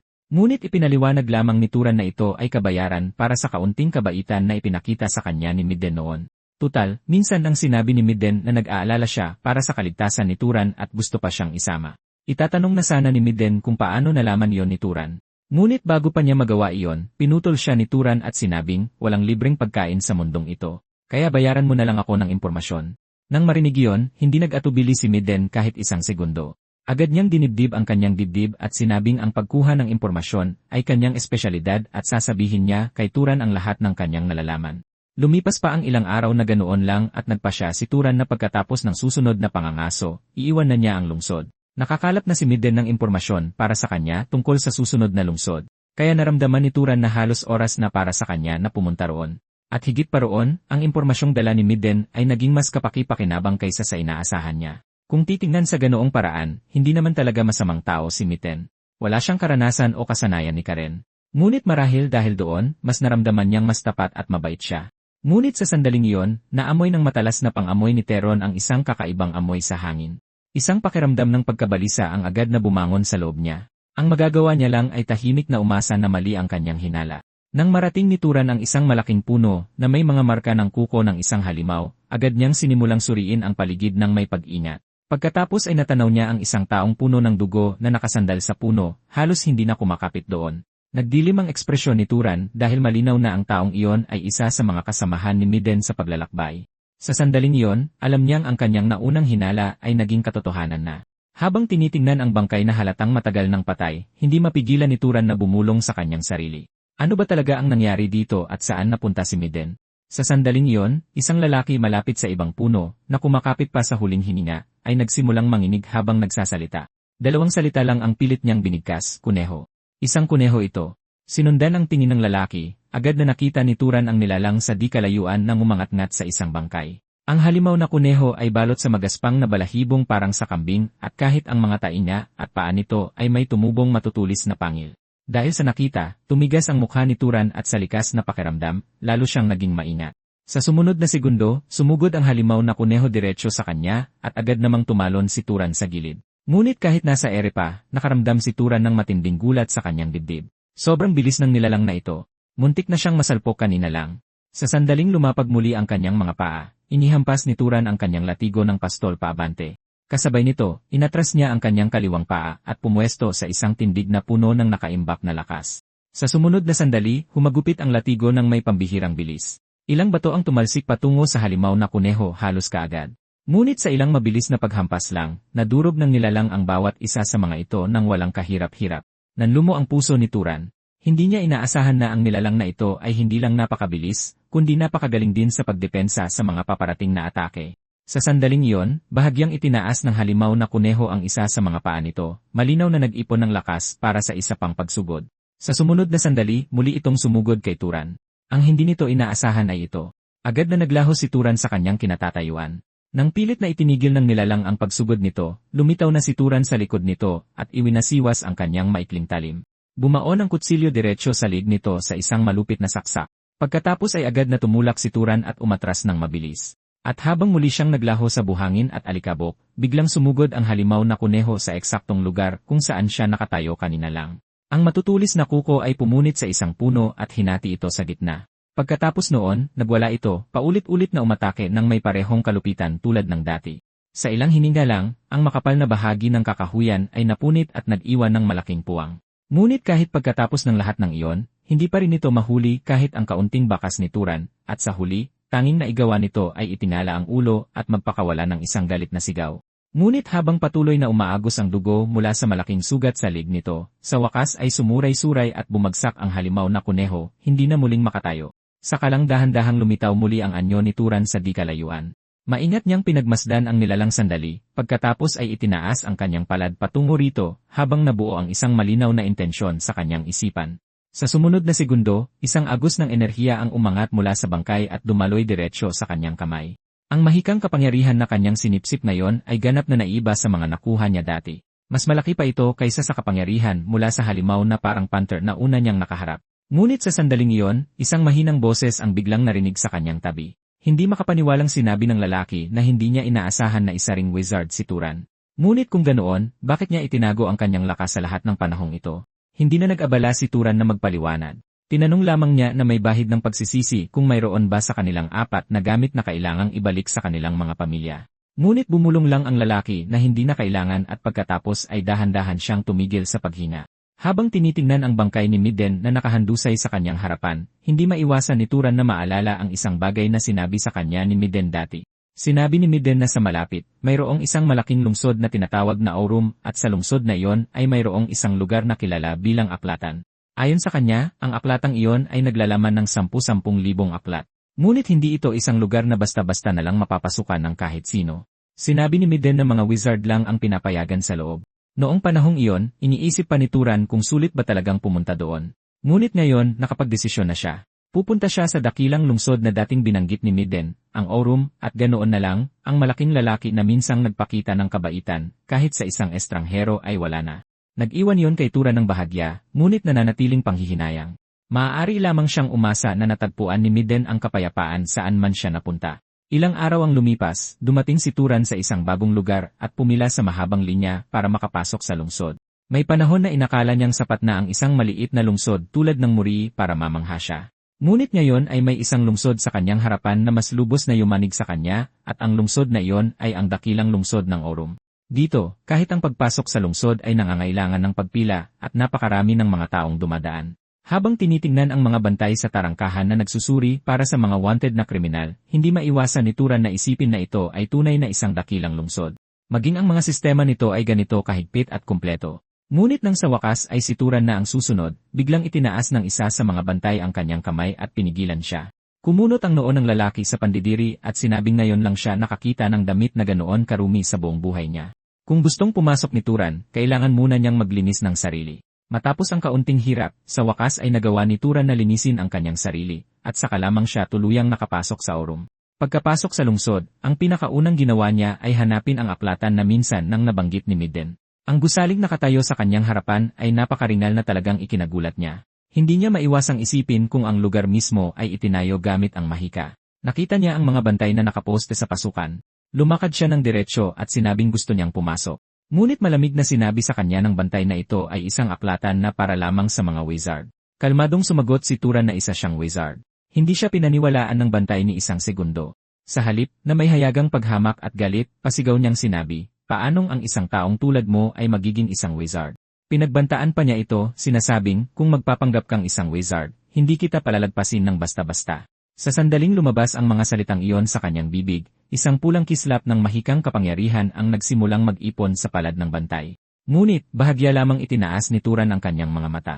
At sa sumunod na sandali, isang mas nakakatakot na presyon ang tahimik na kumalat mula sa kanyang katawan. Agad na namutla ang mukha ng bantay, at pagkatapos ay bumagsak siya sa lupa sa kinatatayuan niya. Ang isa pang bantay sa tabi niya ay nagmamadaling lumapit at nag-aalalang nagtanong kung ano ang nangyari. Doon lamang sa wakas na intindihan ng lalaking kumwestiyon, kay Turan na ang lakas ni Turan ay hindi bababa sa noble class, at marahil higit pa roon, sa sobrang takot. Nagmamadali siyang bumangon at magalang na yumuko, sinabing siya ay isang katulong ng pamilyang Kenewats, pagkatapos ay maingat na nagtanong kung saang pamilya kabilang si Turan. Ngunit nagtanong lang pabalik si Turan kung kailangan bang sabihin ang pamilya para lang makadaan sa pinto. Agad na itinanggi ito ng lalaki at ipinaliwanag na hindi ito kailangan. Ngunit kung gusto ni Turan na formal na gamitin ang aklatan, kakailanganin pa rin niya ng pahintulot mula sa Panginoon ng Voltas. Ang hindi inaasahan ni Turan, gayunpaman, ay ito. Ang dati niyang narinig na sinasabi ng iba na pagkuha ng pahintulot ng Panginoon ng Voltas ay hindi pala simpleng formalidad lamang. Napakabilis, ang buong sitwasyon ay nagsimulang mangyari sa paraang hindi niya inaasahan. Dahil hindi sanay si Turan na pinagsisilbihan, sa sandaling pinalibutan siya ng mga katulong, agad na lumingon si Turan at sinabi sa kanila, tama na. Kaya kong maligo at magbihis mag-isa. Ngunit ang mga katulong, nanginginig sa takot, ay ipinaliwanag na kung mabigo silang pagsilbihan ng maayos ang isang kagalang-galang na bisita, sila ay mapaparusahan ng matindi. Dahil doon, si Turan ay napilitang sumang-ayon na lang ng may pagkailang. Makalipas ang ilang sandali, ang mga katulong na katatapos lang mag-asikaso sa kanya, ay lahat nagpakita ng ekspresyon ng pagkamangha. Nang makita yon, hindi mapigilan ni Turan na magtanong, may kakaiba ba sa mukha ko? Ngunit mabilis nilang ipinaliwanag na dahil lamang sa sobrang gwapo ni Lord Turan kaya sila ay panandaliang natulala at humingi ng tawad sa kanya. Si Turan, na walang kayabangan ng isang maharlika, ay kaswal na sinabi sa kanila na huwag mag-alala sa ganoong kaliit na bagay. Sa sandaling iyon, isang pinto sa di kalayuan ang bumukas. Di nagtagal, 2 tao ang nagsimulang maglakad patungo sa kanya. Ang maliit na babae sa kanila ay sumulyap kay Turan sa kanyang anyo ngayon at hindi napigilang mang-asar. Ikaw pala yung bisita na mukhang pulubi noong una. Hindi ko inasahan na magmumukha ka palang prinsipe pagkatapos mong malinisan. Nang marinig iyon, unang nagpakilala si Turan, sinabing Turan ang kanyang pangalan. Bilang tugon, sinabi ng babae na Angela ang pangalan niya. Pagkatapos noon, tinanong ni Angela kung saang pamilya nagmula si Turan. Pero simpleng sinabi ni Turan na dahil sa personal na dahilan, hindi pa niya maaaring sabihin iyon. Dahil doon, medyo nadismaya si Angela, at hindi niya maiwasang isipin na sadyang tinatago ni Turan ang kanyang tunay na pagkatao. Pagkatapos may bahagyang ngiti, sinabi niya, kung gayon, hayaan mo akong magbiro ng kaunti. Sa sumunod na sandali, isang malakas na alon ng enerhiyang mahika ang sumabog mula sa kanyang katawan. At halata na ginagamit niya ito para subukan kung gaano talaga kalakas ang mahika ni Turan. Pero sa isang iglap lang, isang kapangyarihang kapantay ng kay Angela ang lumabas din mula sa katawan ni Turan. Dahil sa nakita, agad na kumilos ang gwardiya ni Angela, humarang kaagad sa harap ng mga katulong. Nang sa wakas ay nawala ang dalawang nagbabanggaang presensya, napabuntong hininga si Turan. Pero si Angela, sa halip na umatras, ay napasigaw sa gulat, halatang hindi makapaniwala sa kanyang naramdaman. Kahit ilang sandali na ang lumipas, nanginginig pa rin ang kanyang kamay. Tapos, biglang umiti, tumingin siya kay Turan at nagtanong, gusto mo bang pakasalan na lang ako? Dahil sa isang pangungusap na yon, tuluyang natulala si Turan. Nang makita siyang natahimik, umisi si Angela na may halatang kalokohan at sinabing, nagbibiro lang ako. Bakit ganyan ang reaksyon mo? Kahit ang gwardiya sa tabi niya ay mukhang walang magawa. Kahit na, umiti pa rin siya at sinabihan si Turan na pag-isipan itong mabuti. Tutal, bakante pa naman ang pwesto sa tabi ko. Pagkasabi niyon, tumalikod siya at umalis. Nang tuluyan nang naglaho sa kalayuan ang kanyang figura, saka lang ibinaba ni Turan ang kanyang tingin, para lang matuklasan na ang sarili niyang kamay, tulad ng sa kanya, ay bahagyang nanginginig. Kaya pala ang kapangyarihang mahika ni Angela ay kapantay lang ng sa kanya. Ang hindi alam ni Turan ay kung normal ba yon sa mga wizard o hindi. Hindi nagtagal, dinala si Turan para makilala ang Panginoon ng Aurum, si Rav Voltas. Malinaw na alam na ni Rav Voltas kung bakit naparito si Turan. Kaya ang una niyang ginawa ay itanong ang pangalan ni Turan. Pagkatapos magpakilala ni Turan, sinabi ni Rav Voltas sa kanya na maraming tao ang pumunta rito kamakailan matapos makarinig ng sari-saring kakatuwang chismis. Pero sa katotohanan, walang nakatagong kamangha-manghang kayamanan sa loob ng aklatan, o anumang sikretong paraan para mabilis na mapalakas ang isang tao. Kalmadong sumagot si Turan na hindi siya naparito para sa mga ganoong bagay. Nasiyahan sa sagot na yon, agad na pumayag si Rav Voltas na papasukin siya. Gayunpaman, sinabi niyang gabi na, kaya dapat magpahinga muna si Turan at bisitahin na lang ng maayos ang aklatan kinabukasan. Kinabukasan, magalang na inihatid si Turan sa loob ng 2 gwardyang nakatalaga para protektahan siya. Habang dahan-dahang bumubukas ang malalaking pinto, itinaas ni Turan ang kanyang mga mata at sa sandaling iyon, nakita niya ang pinakakahanga-hangang tanawin sa buong buhay niya. Sa gitna ng parang toring aklatan ay may isang paikot na hagdanan na walang katapusang paakyat. Umikot ito sa mga patong-patong na matataas na estante ng aklat, dumaan sa mga bundok ng nakatambak na libro, at umakyat hanggang sa liwanag na bumubuhos mula sa simboryo sa itaas na parang isang talon. Dahil sa tanawin, tahimik na napahanga si Turan. Ito pala ang isang aklatan. Sa sandaling iyon, isang boses ang narinig mula sa kanyang tabi. Ngumiti ang nagsalita at sinabing, ikinagagalak kitang makilala. Isa akong librarian dito. Nasabi na sa kanya ng Panginoon ang tungkol kay Turan. Kaya trabaho niyang ipaliwanag ang mga patakaran sa paggamit ng lugar. Dahil doon ay agad na nagtaka si Turan kung paanong ang isang mukhang batang babae ay maaaring maging librarian ng isang lugar na tulad nito. Pero nagpatuloy siya na parang walang kakatwa, sinasabing, syempre, ang mga patakaran dito ay napakasimple lang at dalawa lang. Una, kung may masira, dapat itong bayaran ng buo. Pangalawa, walang aklat na maaaring ilabas. Kaya sa buong oras na gagamitin mo ang aklatan, babantayan kita. Dahil seryoso ang pagkakasabi niya, hindi na nakipagtalo si Turan at pumayag na lang. Gayunpaman, hindi niya maiwasang idagdag, pero kapag nagbabasa na ako, pwede bang lumayo ka ng kaunti? Dahil hindi ako komportable kapag binabantayan ng ganoon kalapit. Sa bagay, dahil ikaw ang librarian dito, dapat alam mo ang lahat ng libro sa lugar na ito. Nang marinig iyon ni Turan, agad siyang sumagot ng may buong kumpiyansa. Tama. Ang paghahanap ng libro ang aking espesyalidad. Kung may kailangan ka, magtanong ka lang. Kaya ano ba talaga ang gusto mo? Kasaysayang romantiko? O dahil bata ka pa, baka mas erotiko? Natahimik si Turan sandali bago kalmadong sinabi sa kanya, gusto ko lang magsimula sa pag-aaral ng pinakapangunahing kaalaman tungkol sa mundong ito. Ilang saglit lang ay bumalik na siya dala ang isang mataas na salansan ng mga libro para sa kanya. Sinabi rin niya kay Turan, marami sa mga libro dito ay ilang daang taon na ang tanda. Hindi ko masabi kung angkop na angkop sila sayo, pero malamang sapat na ang set na ito para makatulong. Bilang tugon, taos-pusong nagpasalamat si Turan sa kanya. Pagkatapos noon, basta na lang siyang kumuha ng isang libro mula sa salansan. Dumampi ang dulo ng kanyang mga daliri sa magaspang na pabalat at ang mainit ngunit bahagyang malamig na pakiramdam nito ay nagpatigil sa kanya ng bahagya. Ito pala ang isang aklat. At pagkatapos niyang magbasa ng sandali, mas lalong naramdaman ni Turan na ang mga aklat ay isang bagay na halos hindi ka panipaniwalang mahiwaga. Mula sa araw na yon, inulit ng binata ang parehong gawain araw-araw, tahimik na nananatili sa loob ng aklatan at nagbabasa. Libro-libro, unti-unti niyang naunawaan ang heograpiya ng mundo, ang paraan ng pamumuhay ng iba't ibang lahi, ang magulong interes ng mga wizard, at ang paggawa at pagproseso ng lahat ng uri ng gamit. Nagsimula pa siyang sipsipin ang kaalaman tungkol sa mga sinaunang halimaw at guho mula sa lumang panahon, itinatago ang lahat sa kaibuturan ng kanyang isipan. Habang patuloy na naiipon ang kaalaman sa loob niya, ang mundo sa mga mata ng binata ay unti-unting nagsimulang luminaw. Ang dating malabo at hindi kilala ay unti-unti nang pinakikinis hanggang sa luminaw. Nagkaroon ng mga pangalan ang mga bundok, nagkaroon ng kasaysayan ang mga lahi, at maging ang hangin na dumadampi sa kanyang mukha ay tila may dalang mga lihim na sa wakas ay mauunawaan na. Nang makita muli ni Panginoong Rav Voltas si Turan, hindi niya maiwasang magbigay ng papuri, sinasabing lubos talagang sinulit ni Turan ang aklatan. Dahil hindi ito itinanggi ni Turan, nagpatuloy si Rav Voltas at sinabing umaasa siyang may naintindihan si Turan. Ang dahilan kung bakit niya pinayagang gamitin ang aklatan ay hindi lang dahil itinuturing niya itong isang maharlika, kundi dahil nagpakita rin siya ng kabutihang loob. Natural, umaasa siyang masusuklian ang kabutihang loob na iyon. Nang marinig iyon, kalmadong nagtanong si Turan kung ano ba talaga ang ipinapagawa sa kanya. Ipinaliwanag naman ni Rav Voltas na sa hilagang rehiyon ng Orem, isang halimaw ang lumitaw na umaatake sa mga manlalakbay. Nagpadala na siya ng 4 na kabalyero para supilin ito, pero lahat sila ay nilamon. Kaya sa pagkakataong ito, kailangan niyang personal na makialam ang mga maharlika. Ngunit sa kasalukuyan, 2 lang na mandirigmang maharlika ang mayroon ang pamilyang Voltas na maaari nilang pakilusin, at iyon mismo ang pabor na gusto niyang ibalik ni Turan. Habang nagsasalita, tinanong din ni Rav Voltas kung kailangan ni Turan ng anumang suporta. Pero sinabi ni Turan na hindi niya kailangan ng kahit anong dagdag. Kahit na, may kakaiba pa rin siyang pakiramdam sa sitwasyon, dahil sa normal na pagkakataon, hindi dapat basta-basta na lang nasasali ang mga maharlikang wizard sa mga ganitong bagay. Nang makita ang nag-isip na ekspresyon sa mukha ni Turan, nagpaliwanag pa si Rav Voltas. Hinarangan ng halimaw ang hilagang daan at ang daang iyon ay ang pinakamahalagang ruta ng kalakalan ng Orem. Bukod pa riyan, 10 araw nang tumatagal ang problema, kaya kailangan niyang mabuksan muli ang ruta sa lalong madaling panahon. Dahil doon, agad na naintindihan ni Turan. 10 araw na ang nakalipas, hindi pa man lang siya nakakarating sa Orem.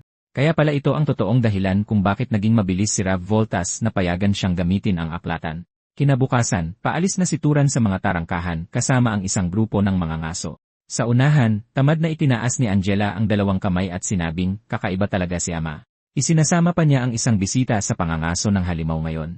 Ganoon ba talaga ka hindi maaasahan ng iba? Pagkasabi niyon, tumingin siya kay Turan at idinagdag na hindi niya ito sinisisi. Iniisip lang niya na pinalalaki lang ng kanyang ama ang bagay-bagay. Tila babalaan na sana siya ng taong katabi niya, pero isang masamang tingin lang mula kay Angela ay agad siyang tumikom. Doon lang humarap ang taong iyon kay Turan at saglit na nagpakilala na ang pangalan niya ay Marvin Voltas. Pero sa sandaling iyon, sinipasipa ni Angela ang isang bato malapit sa kanyang paa, bumubulong, mas mabuting tapusin na ito agad para makabalik na tayo at makapagpahinga. Sa puntong iyon, si Marvin, na nakatayo sa tabi ni Teron, ay tahimik na nagtanong kung may nararamdaman ba si Teron para sa kanyang kapatid. Nang sumagot si Teron ng hindi nang walang pag-aalinlangan, ngumiti si Marvin na may halatang ginhawa at sinabing kung ganoon, sa wakas ay makakampante na siya. Sa sandaling iyon, nagulat ang mga naatasang mag-espiya sa unahan na may natagpuan sila. Nang tumingin ang lahat, nakita nila ang isang wasak na karwahe na inabandona sa kanilang harapan. Mabilis na napagtanto ng mga scout na marahil ay sinadyang iwanan iyon doon ng halimaw, upang pigilan ang sinuman na magpatuloy sa hilaga. Gayunpaman, matapos obserbahan ang eksena ng sandali, natukoy ang pangkalahatang katangian ng halimaw mula sa isang bakas ng kamay na naiwan sa mga labi. Pagkatapos ay diretsahan niyang sinabi sa iba, unggoy ito. Ang sagot na iyon ay agad na nagpakunot ng noo ni Angela sa pagkalito. Bilang tugon, itinuro ni Teron ang bakas ng kamay at nagpatuloy sa pagsasabing pagkatapos atakihin ang mga mangangalakal, malamang na bumalik na sa gubat ang nilalang. Kung susundan nila ang bakas ngayon, malamang na mahahanap nila ito sa lalong madaling panahon. Sa kasalukuyan, parehong sina Angela at Marvin, kahit na mga wizard, ay hindi partikular na sanay sa tracking magic. Kaya't inabot ni Teron ang mga labi at kumuha ng isang piraso ng tela, pagkatapos ay sinabi sa kanila na maaari niyang subukan. Agad nitong nakuha ang atensyon ni Angela at nagtanong siya kung ito ba ay isang katangian ng lahi ng Zasher. Kalmado lamang na sumagot si Turan na magaling lang talaga siya sa pagsubaybay. Maraming beses na niya itong ginawa kaya natural lang na naging sanay siya rito. Pagkatapos sabihin yon, itinaas ni Turan ang isang piraso ng tela sa kanyang ilong. Sa isang iglap, natukoy niya ang bakas ng amoy na iniwan ng halimaw. Pagkatapos ay itinaas niya ang isang kamay at itinuro ang isang direksyon, mahinahong sinasabi sa iba na doon sila pumunta. Hindi nagtagal, nang makarating ang grupo sa gilid ng isang sapa, muling nagsalita si Teron at sinabi na huminto doon ang halimaw sandali at malamang ay naghugas din ng katawan. Nang marinig iyon, mukhang totoong nagulat si Angela. Talaga bang kayang gawin ng isang halimaw ang ganoong bagay para lang maligaw ang mga humahabol sa kanya? Kalmadong sumagot si Turan na baka hindi naman ito sinusubukang iwasan ang paghabol. Baka gusto lang nitong maligo. Pagkatapos, sa eksaktong sandaling iyon, biglang lumingon si Turan sa likuran at sumigaw sa abot ng kanyang makakaya. Sa likod ng puno, bantayan niyo ang likod niyo. Sa sumunod na segundo, isang dambuhalang halimaw na parang unggoy ang umungal ng galit. Dumakot ito ng napakaraming bato at habang nagsisimulang magpanik at umiwas ang mga sundalo, bigla niya itong inihagis sa kanila. Sa isang iglap, 7 o 8 sundalo ang namatay kaagad dahil lamang sa ataking iyon. Ganoon din kabilis kumilos si Huron, nakaiwas sa ulan ng bato sa tamang oras. Nang matapos ang kaguluhan, agad siyang lumingon sa direksyon kung saan nakatayo si Angela. Ang nakita niya ay nagpatigas ng kanyang mga mata.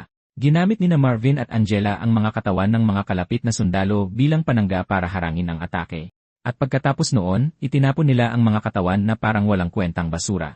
Ang tanawing iyon ay lalo lamang nagpatibay sa mga hinala ni Teron. Tama nga talaga ang kanyang ina. Sa sandaling iyon, sumigaw si Angela na sabay-sabay sumugod ang lahat.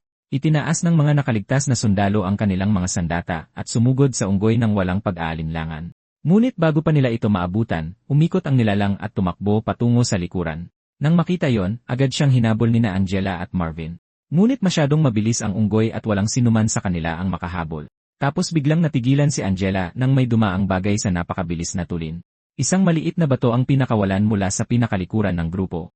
Sa sumunod na iglap, bumaon ang batong iyon diretsyo sa dibdib ng unggoy. Dahil sa nakita, napalingon sina Angela at Marvin sa likuran niya. At nakatayo roon, hawak ang kanyang latigo na may malamig na ekspresyon sa kanyang mukha, si Turan. Nang makita ang nakakakilabot na kahinahunan sa mga mata ni Turan sa sandaling iyon, tila natauhan na rin si Angela, at dahan-dahan niyang itinaas ang kanyang kanang kamay at marahang bumigkas ng isang salita, apoy. Sa isang iglap, nag-aalab na apoy ang bumulwak mula sa bawat bahagi ng kanyang katawan at nagtipon sa kanyang palad. Makalipas ang isang sandali, ang nag-aapoy na masa ay naging hugis ng isang higanteng nagliliyab na ahas at sumugod sa sugatang unggoy. Sa isang mababang pasabog na dagundong, nilamon ng buo ng dagat ng apoy ang unggoy. Habang pinapanood iyon, hindi maiwasan ni Turan na isipin na ito siguro ang lahi ng demonyong apoy ng pamilyang Voltas. Nang makitang tuluyan ng natupok ang halimaw, sa wakas ay nakahinga ng maluwag ang mga natitirang sundalo. Tapos na ba sa wakas? Sakto noon, biglang lumingon si Angela at tumingin kay Teran, na tila nagrereklamo. Kalahating namangha, sinabi niya na ang batong dumaan sa kanila kanina ay halos takutin silang lahat at nagpatayo ng kanilang balahibo. Dahil doon, agad siyang tinukso ni Marvin at tinanong kung natakot ba talaga ang kanyang kapatid. Agad siyang pinatahimik ni Angela at gumanti na ang tumili na parang maliit na babae ay si Marvin pala. Samantala, sinimulan na ng mga sundalo na gamutin ang kanilang mga sarili kung saan sila nakatayo. Ang huling pag-atake sa halimaw ay nag-iwan sa bawat isa sa kanila ng malubhang pinsala at ang ilan ay nawalan pa ng isang buong braso. Sa pagtingin sa kahabag-habag na eksena sa kanyang harapan, naisip ni Turan na maswerte pa rin sila sa pagkakataong ito. Kahit papaano, hindi ito naging isang sakuna na may malawakang pagkamatay. Ang tanging tunay na namatay ay ang 2 sundalong ginamit nina Angela at Marvin bilang panangga. Sa isiping iyon, muling napatingin si Turan sa magkapatid. Ang mga wizard ay likas na may mas malakas na katawan kaysa sa mga ordinaryong sundalo. Ngunit, ginamit pa rin nilang 2 ang mas mahihinang tao bilang panangga ng walang pag-aalinlangan. Kaya ito pala mismo ang uri ng bagay na laging ibinabala sa kanya ng kanyang ina. Sa sandaling iyon, tila napansin ni Marvin ang tingin sa mga mata ni Turan at tinanong siya, anong problema? Umiling lamang si Turan at mahinahong sinabi na wala iyon. Nang marinig iyon, tinawag ni Angela si Turan at sinabing lumapit para sipsipin ang kapangyarihang mahika kasama nila. Inilahad nilang 3 ang kanilang mga kamay patungo sa nasunog na labi ng halimaw. Habang sinisimulan ni Tora na sipsipin ang kapangyarihang mahika na nananatili pa sa bangkay, sa wakas ay naintindihan niya na totoo lahat ng nabasa niya sa mga librong iyon. Gaya ng inilalarawan sa mga libro, kahit na maraming tao ang sabay-sabay na sumipsip ng kapangyarihang mahika mula sa isang bangkay, hindi nababawasan kahit kaunti ang kabuang halaga na naiiwan. Hindi nagtagal, parehong naabot nina Angela at Marvin ang kanilang mga limitasyon sa pagsipsip. At nang lumingon sila kay Turan, na patuloy pa rin ng walang tigil, sa wakas ay naintindihan nila kung bakit partikular na gusto ng kanilang ama na sumama siya. Ang antas ng mahika na ipinakita niya kanina, kasama ang reserba ng kapangyarihang mahika na kayang makipagsabayan kay Angela, ay sapat nang nakakagulat. Ang mas nakakatakot pa ay malinaw na hindi pa naabot ni Turan ang pinakamataas na limitasyon ng kanyang paglago. Nang magsimula ng lumubog ang araw at dumating ang gabi sa kalupaan, sa wakas ay nakabalik na ang grupo sa teritoryo ng Orem. Pauwi, nagsalita si Marvin at sinabing kung wala si Turan doon, hindi nila kailanman mapapatay ang halimaw na yon.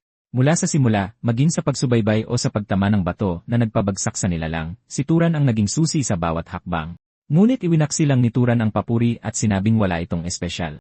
Ang isang bagay na labis niyang pinagsisihan ay ang huli na niyang malaman ang katotohanan at hinayaan ang bagay na iyon na maunang kumilos dahil kahit siya ay hindi inaasahan na may kakayahan sa pagsubaybay ang halimaw. Dahil doon ay natigilan si Marvin sa pagkalito. Kakayahan sa pagsubaybay. Ipinaliwanag ni Turan na ang mga panlabas na katangian ng isang halimaw ay madalas na nagpapakita ng uri ng mga kakayahang nagising dito. Ang unggoy na kapapatay lang nila ay may napakalaking kamay at pulang mata, parehong malayo sa orihinal nitong anyo.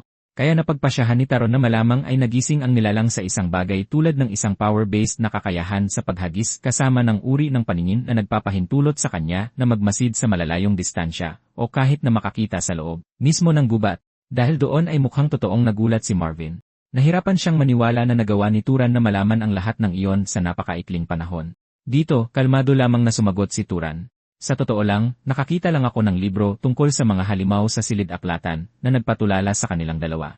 Sino ba ang gugustuhing magtagal sa isang lugar na kasing boring at nakakasakal tulad ng silid-aklatan? Nakapunta na doon si Angela dati, pero dahil lang iyon sa pansamantalang pagkamausisa.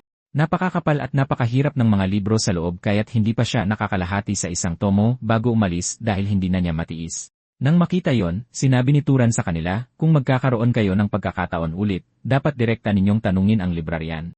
Baka matulungan kanyang maghanap ng ilang libro na mas madaling maintindihan. Ngunit nang marinig niya ang titulong librarian, kumislap ang pagkalito sa mukha ni Angela.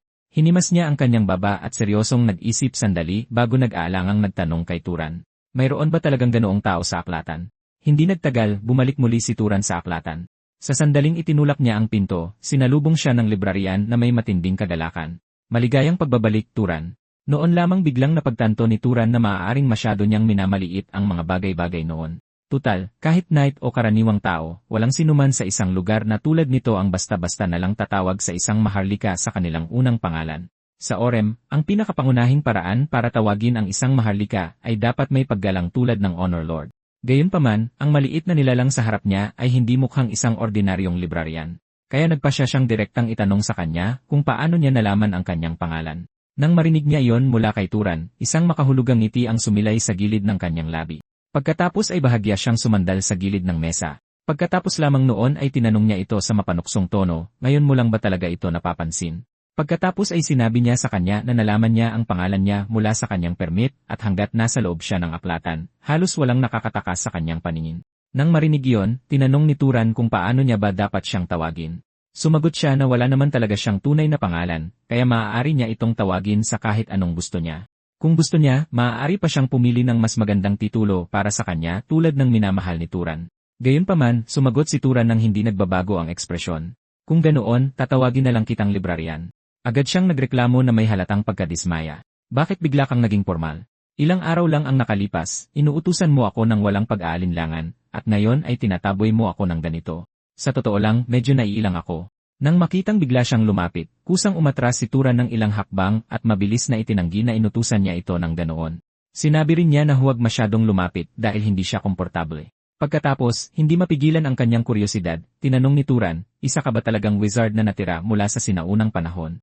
Nang marinig ang tanong na yon, diretsahan siyang sumagot na hindi siya kailanman naging tao mula pa sa simula. Upang maging mas eksakto, mas malapit siya sa isang uri ng kaluluwa. Kung maninirahan siya sa loob ng isang buhay na bagay, magiging isa siyang buhay na nilalang. Ngunit kung mananahan siya sa isang bagay na hindi tunay na buhay o tunay na patay, magiging para siyang isang multo. Sa madaling salita, ang buong aklatang ito ang kanyang katawan at ang anyong ginagamit niya ngayon ay para lamang mapadali ang pakikipag-usap kay Turan. Sa esensya, ang anyong ito ay otomatikong nabubuo ayon sa gusto ng bisita. Kaya base dyan, ang gusto mo siguro ay. Ngunit bago pa niya matapos ang pangungusap, pinutol siya agad ni Turan at sinabihang huwag baluktutin ang mga katotohanan. Pagkasabi niyon, sinimulan siyang pag-aralan ni Turan ng mas maingat. Makalipas ang isang sandali, ipinasok niya ang kanyang kamay ng direkta sa katawan nito. Maging siya ay napatigil sa gulat at nagtanong na may halatang pagkalito. Saan mo ba eksaktong hinawakan kanina? Kakaiba ang pakiramdam. Napagtantong medyo hindi na tama ang kanyang ginawa. Nagpakita si Turan ng pambihirang bakas ng hiya at mabilis na humingi ng paumanhin sa kanya. Ang kilos na ito mismo ang tila nagpaalala sa kanya ng ilang hindi kanais-nais na bagay mula sa nakaraan. Sinabi niya kay Turan na hindi niya kailanman lubos na maintindihan kung gaano nakakainis ang mabuhay ng hindi kayang hawakan ang ibang tao. Kung kaya niya talagang gawin iyon, pinarusahan na sana niya ang bawat pabayang hangal na nagtangkang lumabas ng aklatan na may dalang libro. Agad na kinumpirma ng mga salitang iyon ang sinimulan ng hinalain ni Turan. Kaya hindi talaga alam ng pamilyang Voltaz ang tungkol sa kanya. Sa katunayan, mas tama sigurong sabihin na lahat ng gumamit ng aklatang ito. Hanggang ngayon, wala ni isa sa kanila ang nagkaroon ng kwalipikasyong kailangan para maramdaman man lang siya. Hindi niya ito itinanggi kahit kaunti at sinabi lang kay Turan na yon ang katotohanan. Nilagyan siya ng limitasyon ng kanyang lumikha. Tanging ang mga taong umabot na sa tiyak na antas ng pagiging kumpleto ng kanilang uri ang may kakayahang makita o mapansin man lang siya. Pagkatapos ay ngumiti siya at tinanong si Turan kung hindi ba romantiko ang isipin na siya lamang ang nakakakita sa kanya. Ngunit lubos na ikinalito ni Turan ang salitang uri at tinanong kung ano talaga ang ibig sabihin nito. Pagkatapos ay ipinaliwanag niya na yon lang ang tawag ng mga wizard sa lahi. Nang marinig iyon, agad na gustong magtanong pa ni Turan kung ano ba talaga ang sarili niyang lahi. Sa una, balak niyang sabihin na tanungin ang kanyang mga magulang, ngunit mahinahong sinabi ni Turan na ulila na siya. Matapos marinig ang sagot ni Turan, dahan-dahan niyang dinilaan ang kanyang mga labi. Pagkatapos ay nakangiti niyang sinabi na kung papayag si Turan na suriin niya ang kanyang katawan, maaari niya itong tingnan ng maayos para sa kanya. Ang sinabing iyon ay labis na ikinagulat ni Turan kaya't kusa siyang napaatras. Ngunit ang reaksyon niya ay lalo lang nagpangiti sa kanya ng mas kakaiba. Sa sumunod na sandali, ipinasok niya ang kanyang maliit na kamay ng direkta sa katawan ni Turan. Habang kinakapa ang loob, bumulong siya ng mga kakaibang salita na hindi niya maintindihan. Matapos ang medyo matagal na panahon, sa wakas ay sinabi niya sa kanya na may mga pira-pirasong bakas na nakahalo sa kanya, ngunit ang nangingibabaw na lahi ay ang sa Pursuer at Hunter. Kaya iyon talaga ang tanda ng House Sasher. Ngunit pagkatapos noon, tila may napansin siyang iba at bumulong sa gulat. Kaya pala halo ang lahi niya. Iyon ay lalo lang nagpalito kay Turan at agad niyang tinanong kung ano ang ibig sabihin ng halo. Pagkatapos ay ipinaliwanag niya na nangangahulugan itong si Turan ay isinilang mula sa dalawang taong may magkaibang lahi. Ang dahilan kung bakit hindi niya matukoy ang pangalawa ay dahil ang bahaging iyon ng kanyang lahi ay tila isinara. Sinabi rin niya sa kanya na ang mga saradong lahi sa mga magkahalong mana ay hindi naman gaanong pambihira. Habang patuloy na lumalakas si Turan, ang nakasarang bahaging iyon ay natural na magsisimulang magbukas ng kusa. Nang marinig iyon, hindi maiwasan ni Turan na isipin ang kanyang ina. Kung pagbabatayan ang kanyang kilos at pagpapalaki, hindi siya maaaring naging isang karaniwang tao. Kaya malamang nagmula rin siya sa isang maharlikang angkan.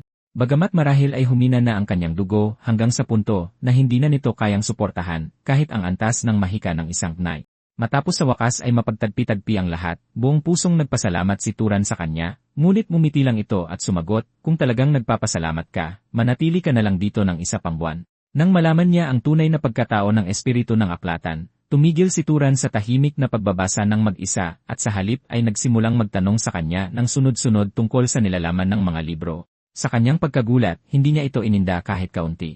Sa katunayan, tila tuwang-tuwa siyang sagutin siya. Sa panahong iyon, unti-unting napagtanto ni Turan na mas marami pang alam ang librarian kaysa sa tila nilalaman ng mismong aklatan. Sa nakalipas na 1,000 taon, halos lahat ng kaalaman na nabasa sa mga librong iyon ay nakaukit na sa kanyang isipan. Para kay Turan, iyon ay nagmistulang isang napakahalagang yaman. Sa pamamagitan niya, naunawaan niya na maraming sakit ang nagmumula sa mga mikroorganismo at ang pagkabulok ng mga buhay na bagay ay madalas na naugnay sa pagkalat ng bakterya. Higit pa riyan, sa mga araw na iyon, nagsimula na ring maunawaan ni Turan ang ilan sa mga pinakapangunahing batas ng mundo mismo. Mga bagay tulad ng refraction ng ilaw, ang paraan kung paano lumilikha ng init ang friction, at ang proseso kung paano nasusugatan at gumagaling ang mga buhay na katawan. Nang lubusan na niyang naunawaan ang mga bagay na ito, isang bagong ideya ang nagsimulang mabuo sa kanyang isipan. Nais niyang hawakan ang mismong pinagmula ng pagkabulok. Kaya dahan-dahan niyang itinaas ang kanyang kamay at marahang hinawakan ng dulo ng kanyang daliri ang isang mansanas sa harap niya. Sa loob lamang ng ilang sandali, nagsimulang mabulok ang mansanas sa harap ng kanyang mga mata. Ang tanawin ay napakakaiba kaya't maging si Turan ay nahirapang maniwala. Hindi naman sa hindi kayang gumawa ng kasalukuyang mahika ng parehong resulta, ngunit kung tunay niyang nauunawaan ang mga prinsipyo sa likod nito, maaaring mabawasan ng husto ang gastos sa paggamit ng mahika. Ang mundong nakikita niya ngayon ay ganap na naiba sa nakita niya noon at ang pagbabagong iyon lamang ay tahimik na nagpataas ng kanyang kakayahan bilang isang wizard. Iyon ang nagpaunawa kay Turan kung bakit desperado ang mga makapangyarihang angkan na monopolisahin ang kaalaman. Kung maiintindihan ng bawat wizard ang mga bagay na ito, magsisimulang gumuho ang kanilang mga dating kalamangan. Ang mga salita ni Turan ay tila may ginising din sa librarian. Sa mahinang boses, sinabi niya na hindi nakapagtataka na unti-unting bumaba ang antas ng pangunawa ng mga tao sa paglipas ng panahon. Pagkatapos ay mahinahong sinabi ni Turan sa kanya na marahil ay oras na para siyang umalis. Ang Panginoon ng lupaing ito ay mas lalong hayagang iminumungkahi iyon kamakailan at malinaw na hinihikayat si Turan na umalis na. Dahil doon, agad na gumawa ng eksena ang librarian at hiniling pa na isama siya ni Turan. Habang tinitignan siyang padramang humiga sa sahig, hindi maiwasang itanong ni Turan kung kaya niya ba talagang umalis sa aklatan. Inamin niyang hindi. Gusto niya lang na manatili siya. Kung tatanggi siyang umalis, nangako siyang aalagaan niya itong mabuti. Pero tinanggihan pa rin ni Turan ang kanyang pakiusap at dahil doon ay lumipad siya sa gilid sa sobrang galit. Pagkatapos nyon, sinabi niya sa kanya na ang lupaing ito ay mayroon pa ring maraming guho ng mga Diyos. Kung may pagkakataon siya, dapat siyang pumunta at mag-ikot. Baka sa mga lugar na yon, makatagpo pa siya ng mga espiritong mas maraming alam kaysa sa kanya. Pagkatapos ay dahan-dahang itinulak ni Turan ang mga pinto ng library at lumingon para sabihin sa kanya, babalik ako balang araw. Hindi man lang siya lumingon. Sa halip, sinabi lang niya sa malamig na boses, bumalik ka kung gusto mo. Lumayo ka kung ayaw mo. Nang marinig iyon, sumagot si Turan na may bahagyang ngiti, huwag kang mag-alala. Tutal, napakarami ko pang libro na hindi nababasa. Kaya sa wakas ay iniwan na ni Turan ang malawak na syudad na yon. Ayon sa mapang pinag-aralan niya sa library, ang teritoryo ng House Zasher ay nasa loob ng Ambir Desert.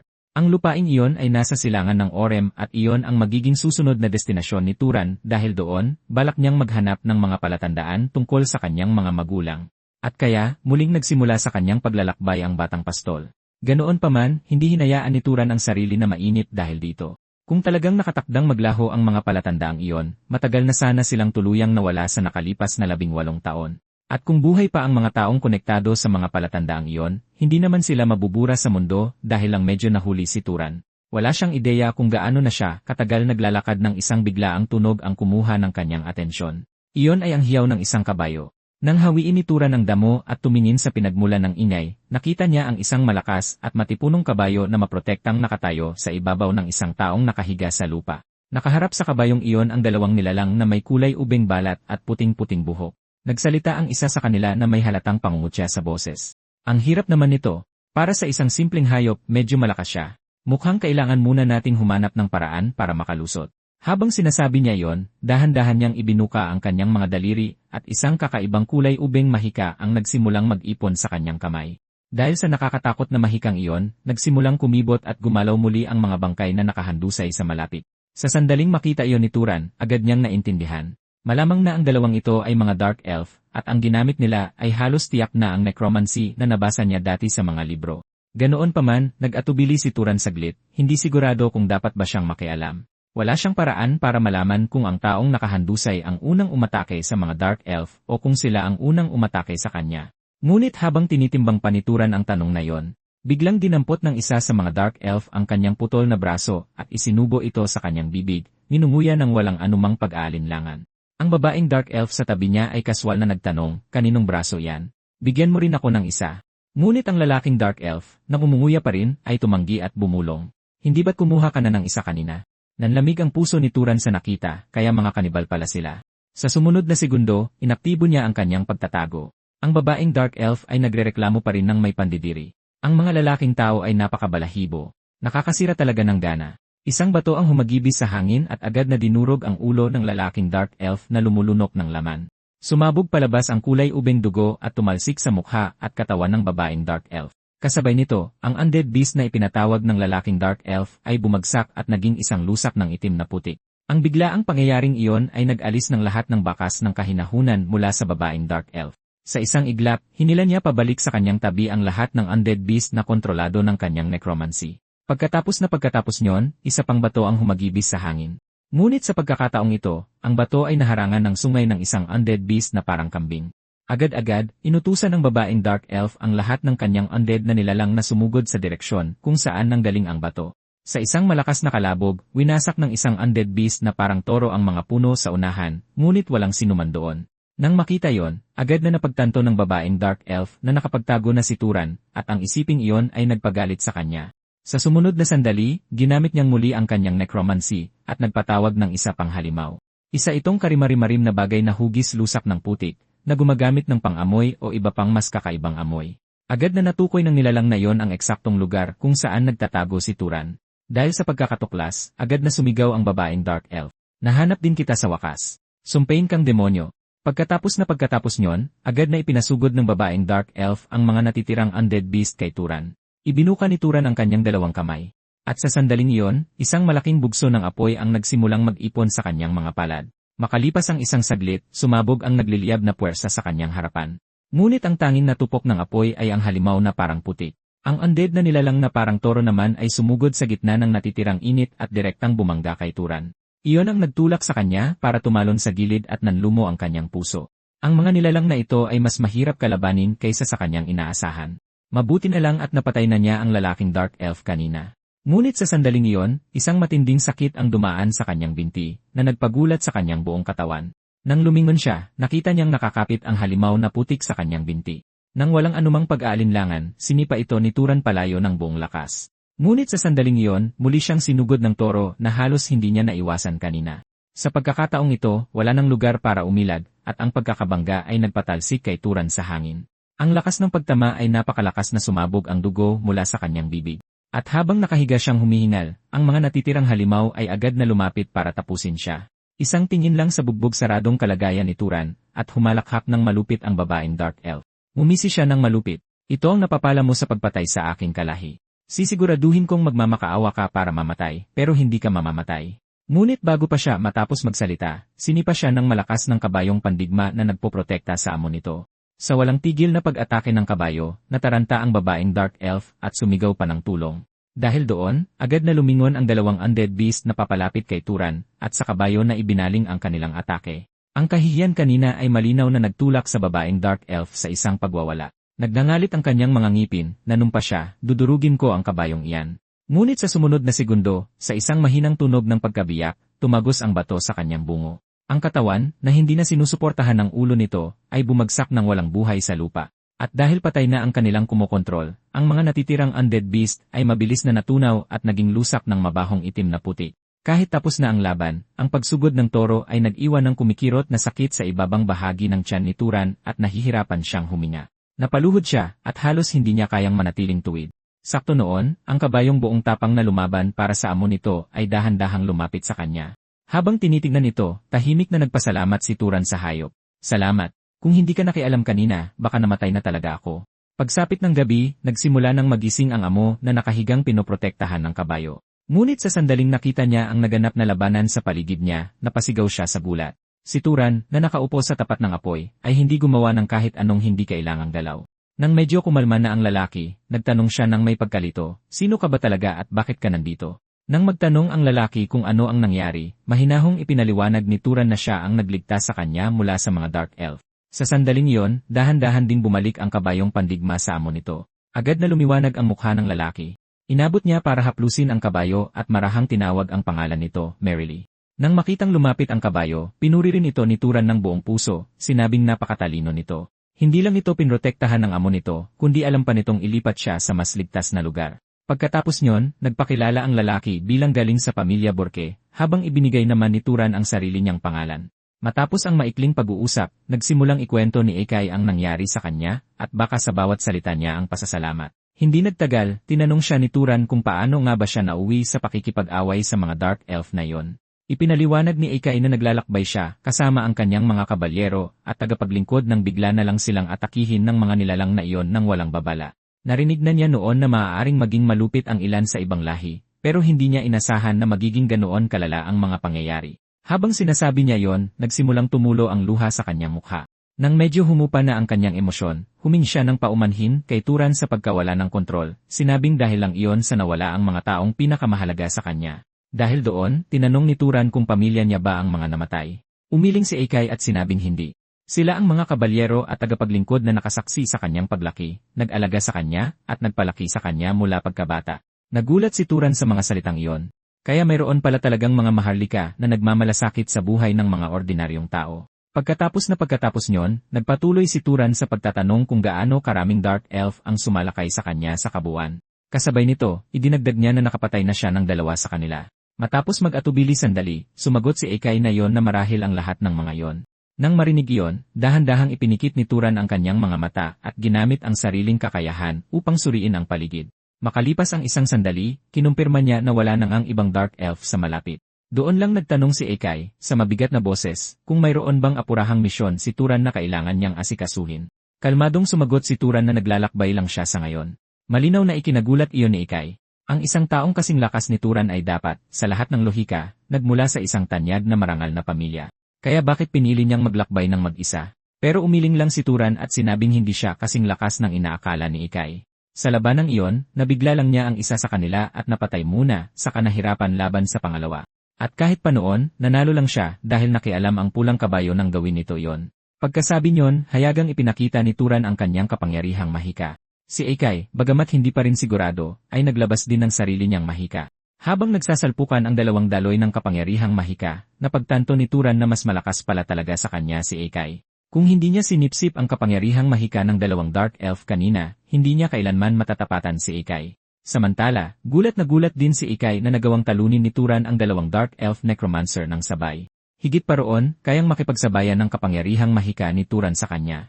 Nangangahulugan lang iyon na si Turan ay may pambihirang talento sa pakikipaglaban o may isang napakabihirang linya ng dugo. Kahit na, hindi pa rin maintindihan ni Eikay kung bakit pinili ng isang tulad ni Turan na maglakbay ng mag-isa. Sa huli, binigyan niya si Turan ng isang seryosong alok. Kung hindi ka pa nakakapili ng lugar na iyong paglilingkuran, handa ka bang sumali sa Pamilya Burke? Kung ihahatid mo ako ng ligtas pabalik sa aking tahanan, ipinapangako kong babayaran ko ang utang na loob sa pagliligtas sa aking buhay at sa paghihiganti para sa aking mga tauhan. Tutal, ang Pamilya Burke ay nagsisilbing basalyo sa pinakadakilang pamilya sa Hilaga, ang pamilya ng Ebien. Habang ang Pamilya Burke mismo ay isang lumang linya ng mga manggagawa ng enchantment na gumagawa ng mga mahiwagang gamit sa loob ng maraming henerasyon. Kung papayag si Turan, personal na gagawa ang Pamilya Burke ng isang mahiwagang gamit na partikular na para sa kanya.